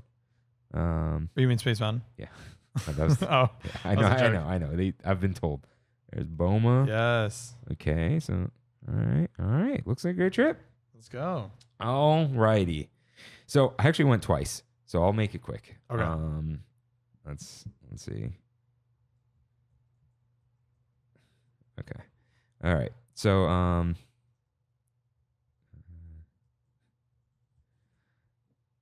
okay. So we tried some experimental TramFam mini meetup. I think I'm just gonna do that in the Discord because it just very quickly got out of hand. Of like, really? No. Like just adding people and like, oh, why isn't this person here? Oh, I forgot this. It's like, okay, it's just another Discord. Oh, for this. No, the meetup was fine. The communication got out of hand. Gotcha. Where I'm like, okay, maybe there should just be a Discord channel. Yeah. And then you can get a the role. The meetup channel. Yeah, and you can get a role that you would accept on purpose, like you choose it. Right. And then I can page that role and go, hey, meetup discussion going on. Check your notifications. Like, because you would shut off notifications and then you can check. But anyways, so it was me, Freddie, Jeff, John, Sheridan, and Sebastian last minute came by. So We actually went to the lobby lounge, the Disneyland Hotel. Freddie got some custom drink, because of course he did. John and Sheridan did not ask people what mezcal was and ordered a mezcal drink and hated it. It's tequila that you like light on fire, basically. And we're like, just ask us. We're not going to tease you. We'll help you guys out. Jeff got the cognac fizz. Amazing. It tastes like an Aperol spritz, though. Of course, it was amazing. Yeah. Sebastian got a beer. I was like, I'm saving it for Sam's. It was like almost an hour wait. There's 6 of us. They're not taking us inside. So we went to Trader Sam's. I got a Tongariro cooler. So a few weeks ago, Jeff and I split those fries. And we were like, this time we're like, oh, we're going to get the fries. Yeah. Right? Like 15 minutes later, we got that waiter that's not that great too. Yeah. I'm like, oh man, this is big. And Jeff's like, you hitting the wall too? Oh yeah. And he goes, you know what's real interesting? You have half left and I have half left. Almost like we could have split it again. Yeah. But I did get a Tongariro cooler, which is a nice little refreshing drink. Yeah. I recommended to John and Sheridan the Piranha Pool because it's a sweet pina colada, and John actually bought the mug. Oh, nice. Yeah. That's fun. And I guess they don't have like too much space for stuff. Oh, really? And Sheridan's like, okay, that one looks cool. We'll do the one mug. We get that one? Yeah, because he was looking at something else. Like, yeah, unless you have a space for this, you don't put your tiki mugs out in like the living room, you know. Yeah. They are tacky. That's the point. Yeah. But anyways, so yeah, we all ate whatever. And then we were like going to downtown Disney for just a second to get like parking validation and whatever. And then, so Freddie and Sebastian went to Ballast Point, but then they ended up like getting beer. Okay. Well, why were they going to Ballast Point? To not get beer? To validate parking. Oh. That's all I'll say. Yeah. So then they were like, oh, we'll be out in a bit. John and Sheridan had work at like 4:30 in the morning. Like, guys, go home. And then Jeff and I had a park res. So I already signed in earlier. Yeah. But I'm like, Jeff's like, I got to sign in. I'm like, okay, let's go to Disneyland. I was going to do a lab. I'm like, we can hang out. Right. I couldn't meet up with my friend Kayla earlier. I ran into her on Main Street as she was leaving with her mom. No way. My cousin happened to be there, but I didn't see her. But she texted me while at Trader Sam's. She's like, hey, have you had this drink in like the big cousin chat? I'm like, are you here? And she's like, you're here? I'm like, of course I'm here. Like, yeah. Couldn't see her. But then, oh my gosh. Dude, Jeff and I like had a night at Disneyland. I love that. Like that's great. Because we were like, just one more thing. And the lines weren't too long. So in no particular order, because I keep forgetting, right? We did Jungle Cruise. We did I actually bought a Dasani because I was like dying. I didn't have my water with me because I thought like, oh, we're gonna go to Trader Sam's and that's it. It was supposed to be happy hour. Not even a free cup. No, I was like, I need a water. Sodium. So we did Jungle Cruise. We did something in Tomorrowland. Oh, we went to Pizza Planet because he said he always would get his mom a macaron. Pizza Planet closed at 9:30, which is an odd time to close. That's what I'm telling you. I know. That's what I'm telling you. So then,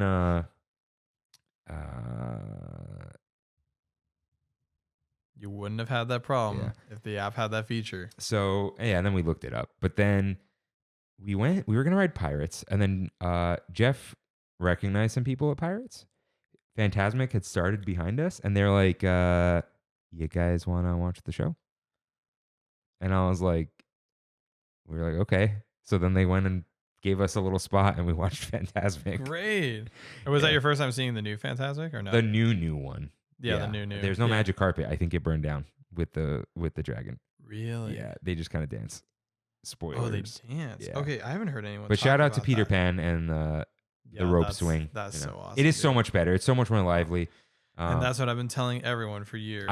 Look, my compass always hated it from the beginning. My compass. But the only thing better about Pirates was when it first comes out. It's like, okay, that's an entrance. Yeah, you better stop believing. Yeah, no, so totally. Then we found a new macaron at Jolly Holiday. I feel like I'm missing a ride, but then we're like on Main Street at Jolly Holiday, and I'm like, you want a monorail out? And it's like, of course I do. So we did that, and then used the new bathrooms at Downtown Disney, headed out. So that Pretty was good. great. Pretty good bathrooms. Yeah. Except, well, actually, I like the design of them, but like in terms of like what offerings they have, they get a 0. No mirrors. The mirror thing is weird. What are we doing? Hoodlums. What are we doing? Riff raff. So then Monday, went with my mom and Amazing. my aunt, my 2 aunts who are sisters, Ani and Tamat, and Kimmy. So, dude, we all got there around like 10 a.m., 10:40. We got in the security line. Kimmy hit traffic in the canyon, as you always do in Laguna. Yeah. We waited 25 minutes in that line. Kimmy was able to get in the line, and she wasn't. When we entered the line, she was on the freeway. That is so upsetting. That is so unbelievably upsetting. Yeah. But we got in. We went on the tram, went to Disneyland, bought Genie Plus. Immediately upon walking in, like my mom hadn't been there like 20 years. Immediately upon walking in, we see the Disneyland band. I'm like, perfect. There's like atmosphere already, right? Yeah. It's always fun. Everyone was already a little hungry. It's like past 11. I'm like, Yeah, because you waited 25 minutes in Yeah. the security line. the bows were on the list. So I went and bought like 6 bows at Tropical Hideaway. So my mom dropped got like to try that. $100 I think it was like 20 for 6. for 6? 17.50. Because it's like you said, it's one each. You said we got 6 bows. yeah, but it comes with one, so it's like what, like $6 each one or whatever. They are expensive, Very but it also wasn't. yeah, we so got it was like, full it was off like of 'em. 36 or whatever. Yeah. So 38. then we did the Genie Plus thing where you grab the 5 o'clock Space Mountain and then you beat it down until it gets earlier. yeah, So I'm like, okay, let's get on the Mark Twain. It's right here. So we did that. Real pleasant. Got to see, Rivers of America. Shout out to River. Kimmy really wanted the cookies. She's like, I'm going to go run and get them. Because they were good. mobile They're order. good They're fine. cookies. I've had them before. Just like 0.1 out of 10 better than Toll House. They're fine. I think they're pretty good. They're fine. Especially when you get them fresh. I feel like once they're not fresh, they do become kind of average. No, the line goes past Fowler's Inn now. It's like a 40-minute line unless you have mobile order. And she still waited 10 minutes. So That's bad. did that. Kimmy beat down. So she was like having fun doing the Genie Plus thing. 'Cause she like wanted to win. She got Space Mountain from like 5 o'clock to noon. That's wild. So then we did Space Mountain. My mom hasn't been on forever. We get the front row. Ours is the only picture that just didn't show up. Of course. Yeah. Then I grabbed Mickey and Minnie's Runaway Railway. Nice. My mom had never been on a trackless ride. I don't think she even understood the No concept of a way. trackless. She listens to every episode of Trammin. Hi, Mom. She's probably just like, okay, no track. What does that mean? Dude, as soon as we we split when and you when go into the, dislodge. it did jerk us around a lot. Yeah. And like she has back problems, but she was fine. Yeah. As soon as we get into the desert area, dude, she just had this huge smile on her face looking around like, oh my God, like we're just in this huge room. Yeah. So that was great. That's awesome. Yeah. Then I wanted to show her Galaxy's Edge, and we grabbed a couple black calves. Everyone's like, I don't want one. Everyone loved it after trying it. Yeah. My Aunt Ani was like, okay, I like it before mixing it, like drinking it from the bottom as like some of it's just trickled down. Because it does get sweet. It is kind of a dessert. Yeah. So I get that. We did do Smuggler's Run. We got almost the whole. You got it when you got like a 5 or 6. Yeah, there's party. 5 of us. So Smuggler's Run becomes kind of fun yeah. when you're bringing a bunch of people who haven't done it, and then it's like 5 or 6. Yeah. So we had a good time there. There was like there was a dad and like a 5-year-old and a 7-year-old, and they were in single rider. And this little like 5-year-old girl was with us. And my mom just turned on teacher mode and was like asking her name, like, how are you doing? And I was like, and then we like waited with her at the exit because we were just like, Yeah. guys, I'm not a parent. I don't judge. I'm like, yeah, kids should be independent. You're at Disneyland, not like your street block where the kids are playing football. You know what I mean? Like, Right. don't leave your kid. Yeah. So, yeah, we did the famous blue milk picture. Nice. Yeah. Classic. They did all think it was Classic. refreshing and good. Just like they're all almost 60. Yeah. They're like, this gets sweet after like a quarter of it. Like, understandable. Yeah. But it was refreshing. It was good. They liked it. My mom was impressed with Galaxy's Edge. However, she did not remember what the Millennium Falcon even was. So we're like, oh, this is the ship, life size. And she's like, I don't know. Yeah. And my mom watches stuff on Disney Plus and whatever, but she's just like, I don't know. Star Wars, Harrison Ford, whatever. Yeah. So We got a Big Thunder Lightning Lane, which was a ton of fun. We purposely put 3 of them in the cart. My mom and 2 aunts, so my That's mom fun. didn't slide around. Yeah. They all Yeah. That's smart. Let's consider it. Yeah. So then I think that was everything for Disneyland for now. We did see a little band on the way to Mickey and Minnie's. We were able to grab an It's a Small World thing, but then you have to go on it and to rebook another one, and no one cared to go on it again. Sure. Kimmy and I go on it, but like they're like, Sure. we don't need to, so we skip that. Went to DCA. We ran into a friend of ours who will remain unnamed, who we run into all the time. Dude, every time I see you, makes my day, and you are somehow like every time he like greets people and like tells them how great their day is gonna be. He's like, you guys got some good weather today or whatever. I love that. Such a like personable person. Yeah.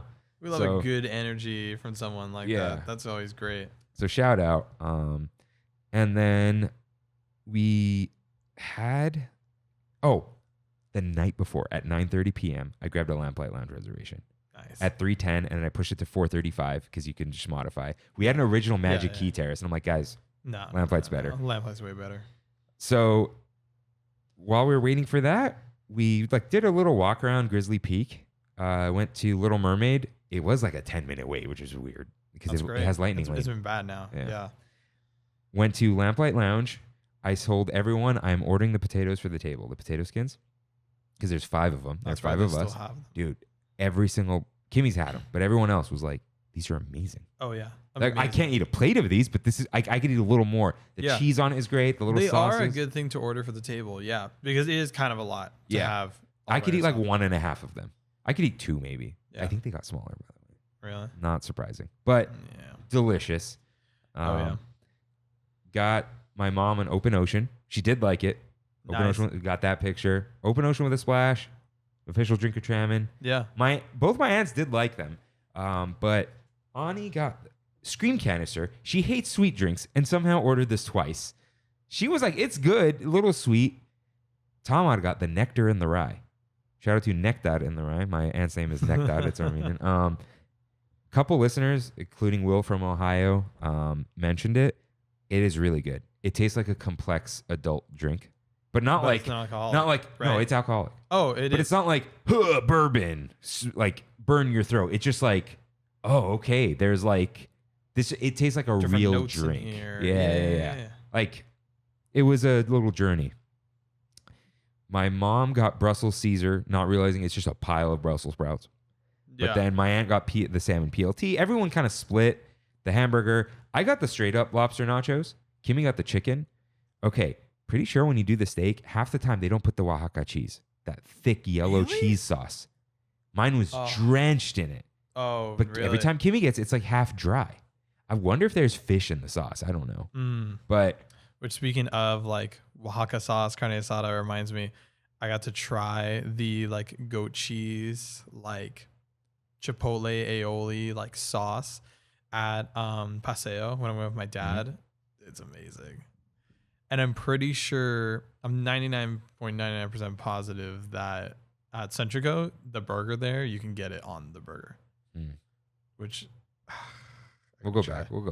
My birthday's coming up. Oh yeah. Wink wink. You have to you want us to plan your birthday, or do you No. Yeah, I gotta. No, that wasn't a slight at you. No. Up to you. Yeah. So, I gotta get on that. So I need to apologize. I'd like to issue an apology to the people of Lamplight Lounge. I said that's not lobster. It's just langostino. No, maybe one time I did get that. This was straight up lobster. I saw parts of the claw. It was lobster. So shout out. Yeah, you can't. Yeah, shout out. Yeah, you can't fake it when it's that little like claw meat piece. No, that was lobster. Okay, maybe one time they ran out. They got a bag of langostino from Superior. Who among us has not done that? So, then I did get the coffee drink. I asked for it to go. They brought it in the glass, which is smaller, and then brought the to-go cup as if I was gonna. I'm like, no, I want to do the pour there. Like what? No, so they'll do that if you don't finish the drink. I've done that. Or I'm like, hey, I'm not done. They bring the yellow cup. You're fine. But yeah, I think they wanted to make it all nice. Like, no, fill the whole thing. We did get the s'mores donuts. Everyone thought the sauce was amazing because, of course, the sauce was amazing. It was a graham really cracker good. sauce. Mm-hmm. So then we headed out of there. Kimmy had already snagged the Midway Mania, Nice. which is, it's so good. It's so much better than Spider-Man. Oh, yeah. I can't believe that. It's so fun. Dude, 11 a.m. was already too late to buy Rise and Radiator Springs individual. That's crazy. Radiator Springs and Rise were like 180-minute waits. Oh my god. Radiator Springs might have been 95, but Rise was 185. Oh my god. So we just walked around Cars Land to show my mom, and she knows cars. She has students. They all love cars. It's crazy how much people love cars. Or Yeah. little kids. Yeah. Took her to Avengers Campus just to be like, this is Avengers Campus. Walked like past the parade. Showed her Grizzly Peak. Ran into Isaac and Molly from the West Coasters. Vloggers I like because they're not annoying and they actually like go around the San Gabriel Valley and eat really good food. Nice. Instead of like they do Disney vlogs, Yeah. but like they just went to their Japan vlog just released. Ooh. They just went to Japan for the first time and did not go to Disney parks. They go, this is the Japan trip. We will return and go to the Disney parks, Love it. but this is our Tokyo trip. There's so much to do. That's what's up. We'll just come back. Yeah. No, 100%. And it's so cheap. Sorry, Japan. Oh yeah, insanely cheap. So great to see you guys. We'll see you soon. While we were there, I believe we did Soaring Around the World because we got a lightning lane. And again, I brought you up Really? because we were walking down. There's like 5. Like, oh, go. Like, keep going. Like, you don't even. I did party at 5. He didn't even look. I should have high-fived him. So, yeah, it's crazy, that was- man. that was- That's the ride to do it on. that was kind of the DCA experience. The last time my mom saw it was Sunshine Plaza. Wow. So she was like, whoa, this is all different. I'm like, yeah, it's great. Yeah. So, yeah, we did that. Went back to Disneyland. Star Tours, single rider, or not single rider, Lightning Oh Lane. yeah, because it has all the new stuff. It doesn't. It's just Ahsoka. Well, yeah, that's what I'm saying. No, it's supposed to be Andor sometimes. It's never him. They claim there is. Some people claim they've gotten him. It's Ahsoka every time. Latino phobia. And Kimmy's like, wants it to be Cassie. I want it to be Cassie. I want it to be I love Cassian. him. Sorry, Ahsoka. But I want it to Yeah, be Cassian. look, you're cool, but like, come on. Yeah. Oh, my favorite part of that though, at the end, you know, have you done the new one with the space whales? No. So at the end, there's a ship and it's like attacking the whales. Right. And we shoot them, right? And we hit the ship. Yeah. And C-3PO goes, we did it. And then all I think of every time is, we did it. We killed him. Like, Yeah. we're on a tour, Yeah. dude. Yeah, dude. Murder. So we did Buzz Lightyear. My aunt Tamara loves it. Actually, it's very fun. Yeah. It Buzz just Lightyear doesn't is belong fun. in Tomorrowland, but it's a great ride. That's fun. It's very fun. Yeah. And we're kind of like, we could try to do Pirates. The lightning lane disappeared at like 5 p.m. It's a temporary lightning it. lane only because Haunted Mansion splashes are Right. closed, which makes sense. Right, That's right. fine. But everyone has been on Pirates a bajillion times. My mom has been on it. Would have been cool to go on it. We didn't do Indy because the backs, all their backs could not handle it. Oh yeah. No, that would have actually been bad. That's Yeah. fine. Or like a Matterhorn. They would. Oh all yeah, walk we down didn't even the try. We crutches. didn't even Yeah, think about no. it. So, yeah, I don't think we actually ate after that. But then I'm like, hey, let's take the monorail out.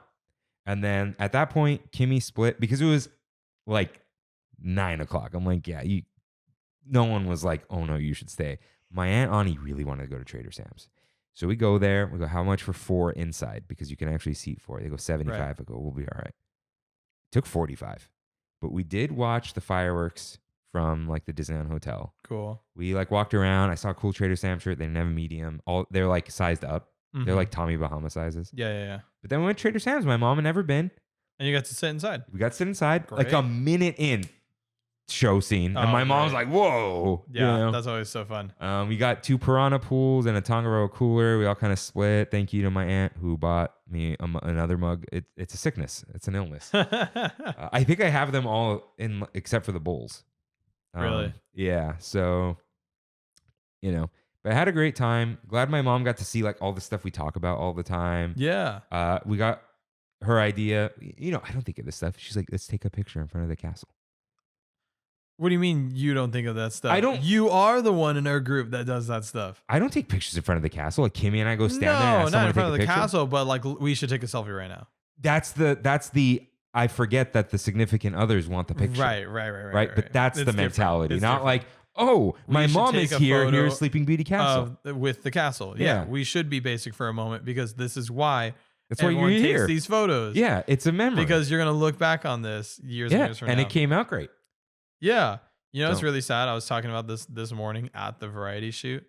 I was like, you know, it's really sad. I was watching through old Pixar BTS and like company behind the scenes stuff from like when they first launched, those like early years, and that's like in like the late 80s, early 90s, and they were going through all of their company photos and party photos and behind the scenes photos and all that stuff, and in all these photos they're like posing like making crazy faces, silly poses, being goofy, showing off their personalities. And it's so crazy how everyone's like doesn't do that anymore. Everyone's like, I have a brand, I must uphold my brand, and like no one is just fun anymore. Like we're gonna look back at photos and be like, wow, look how fun photos were from like the late 70s to like the early 2000s, and then it's gonna hit like the iPhone social media generation, and it's everyone just, all right, let's just smile, let's stand up straight, and let's just all smile, and let's just all pose. It's like really sad how like no one is like being super goofy anymore. Hey, there you go. I'm just saying. I'll make the ugly face and the 3D glasses. I'm all in. There you go. My brand is goofy. Yeah. I want to have fun. That's, you know what though? That, you never saw my original Instagram, my personal one. Mm-hmm. I reckon that, everyone did, but I recognized this trend like 6-7 years ago. I only uploaded photos of me drinking blue milk. No, I remember that. But that wasn't a brand. brand. That was just like, this is stupid. And people were like, this is just the blue milk guy now. Yeah. But like, they were all goofy. If I had 10 people with me, I bought them all blue milks and we just like, that was it. But yeah, so there was one thing I was going to show. The last thing. Well, good presentation on those nachos. They went a little hard on the cheese. Cheese sauce. A little generous, but we love that. Yeah. But we love that. We love a generous king. Because those chips are chips with strength. Yes, and they can hold that. They are. They can withstand. So 2 final notes. One, they now sell Horse Girl merch in Frontierland. Maybe I'll post it. Dude, straight up. Look. That's like, hey man, they know their audience. it says rural with a heart. I hate that word. Rural. The rural juror, Rural. dude. And the final thing, 99% sure these Baymax plushies are just porgs. Yeah, I did see your message about those that. are porgs. Look. What was the? He has the sad face. What was the? Someone posted a theory about that. I think it was Disney. Oh, what's it called? Isabella from Encanto. Mm-hmm. People were saying that the new Wish princess character, like they just went through and they just like they thought that Isabella was gonna sell like crazy, and then Isabella did not sell crazy. So like a lot of the toy companies just took Isabella's and then made it into the Wish girl, whatever her name is. Just like Hall of Presidents. Yeah. So that was an interesting theory. Yeah. And I saw the Matthew Serrano water bottle bag. That's cool. I like that a lot. That's not cool. Oh No, that's pretty fun. It's a little bulky for my taste though. So it had a great time. Thank you, Mom, for coming with us. Shouts out. Thank you, Dad, for buying Lamplight Lounge. Use this card. My aunt tried to pay. I saw her give it to the waitress. I'm like, no. But the waitress came around. I go, hey, you didn't take our Magic Key discount. And she was like, oh. And I'm like, give me the card. And she's like, yeah. She's not going to start anything. So yeah. So I had a great time. Had a lot of fun. Thank you everyone for being troopers all day. Thank you, Kimmy, for being our Colonel Kimmy, getting all those lightning lanes. Yeah, shouts out. Dude, that system sucks. But Oh yeah. But I will. The only credit I'll give them, if you get there at Rope Drop and have Genie Plus, you're gonna be fine. You don't have to do this nonsense. You'll get on everything. Yeah. That extra 3 hours is a long time. Mm-hmm. So yeah, had a great time except for the security. That thing sucks. Yeah. So, Matthew, Kirk. what time is it? Just say it's. It's Pizza time. It's time for one last bite. Matthew, as always, what is the best thing you tasted this You week? set me up for That's how we do it. It's every show. What's the best thing you tasted this week? One thing. one thing. Best thing that went in your mouth. Dude, the we went to when we were in Arkansas for Bentonville. I have a rule. I told the filmmakers that I was with, I was like, look, in LA or in Bentonville, right? I'm sure you can get great Mexican food. I'm sure you can get good Mexican food, but you can't get great Mexican food. No. In LA, you can get great Mexican food. You trip over it. In LA, you can get good barbecue, but you can't get great barbecue. Arkansas, in the South, you can get some great barbecue. Okay. And I was like, that's better than Regal Eagle? Yes. And everyone had recommended Wright's Barbecue. Wright's Barbecue, it's smack dab in the middle of downtown Bentonville, Arkansas. It was amazing. We balled out. Shouts out Hollywood Reporter. Shouts out Alicia and Becky. Becky slapped down the Hollywood Reporter credit card and was like, it's on the Hollywood Reporter. And so we got like the family package and just balled out. But the best thing by far was the brisket. Oh, it's always the brisket. Forget yeah, tri-tip, it's always the brisket, dude. Tri-tip can be pretty good. Yeah, but brisket has a dude, high ceiling. Yeah, it was amazing. It was so good. Yeah, for me, we had steaks for Father's Day. My dad got unlucky with the cuts of steak from Costco, but there was one really good piece. And it was, again, as I keep saying, better than any steak you can get in a steakhouse. Go to Costco, put some salt and pepper on it, and throw it on a Weber. I'm so sad because I was going to get my dad 2 tomahawks from the Costco Business Center near me.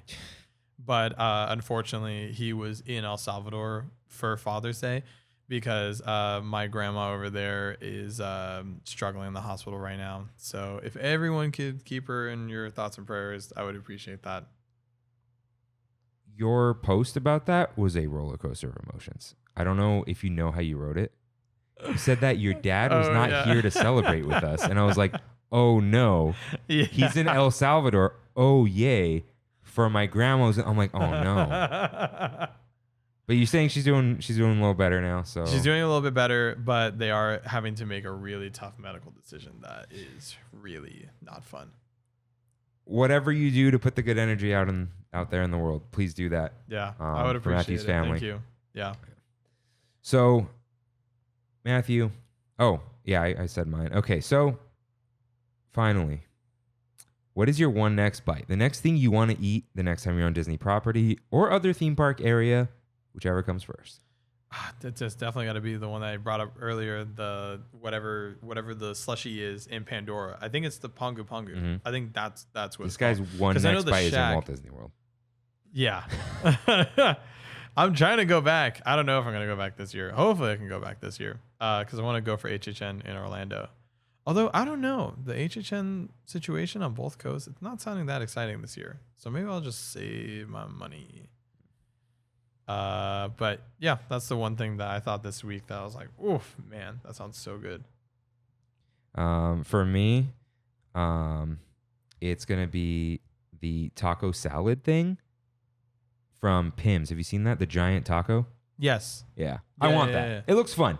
Yeah. People say it's fine. I'm like, it's 7.5 out of 10. That's like as good as a taco salad's really going to get. Yeah. It gets cold. It's in a giant thing. Tastes like old oil, but you want that, you know? Like I want that stupid taco salad because I still like the novelty of Pim. That's, I think, the best thing in Avengers Campus. Definitely. I agree with that. Guardians, I don't really count that as Avengers Campus. I don't count that either. Yeah. I count it as its own thing. Yeah. So, yeah. It's going to be that. The big taco salad. Matthew. Nice. Thank you for joining us. Thank you for... No, not thank you. Thank you for joining us and filling in. You could follow...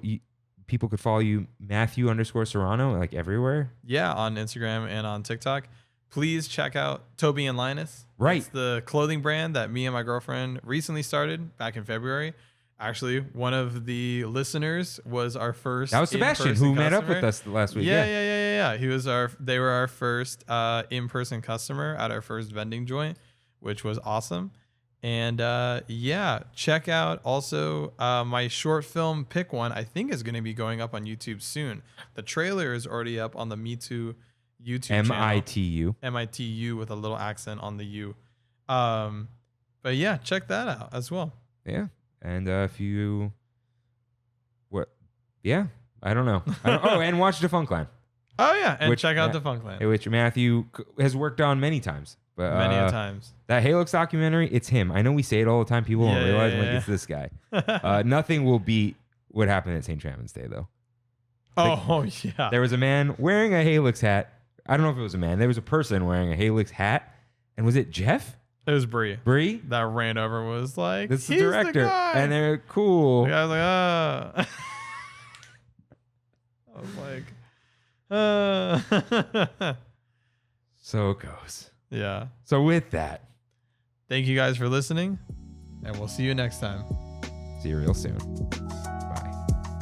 Thanks for traveling with us today, and we hope you have a happy and memorable visit to the Disneyland Resort. Please lower your head, watch your step, and exit to the driver's right-hand side only.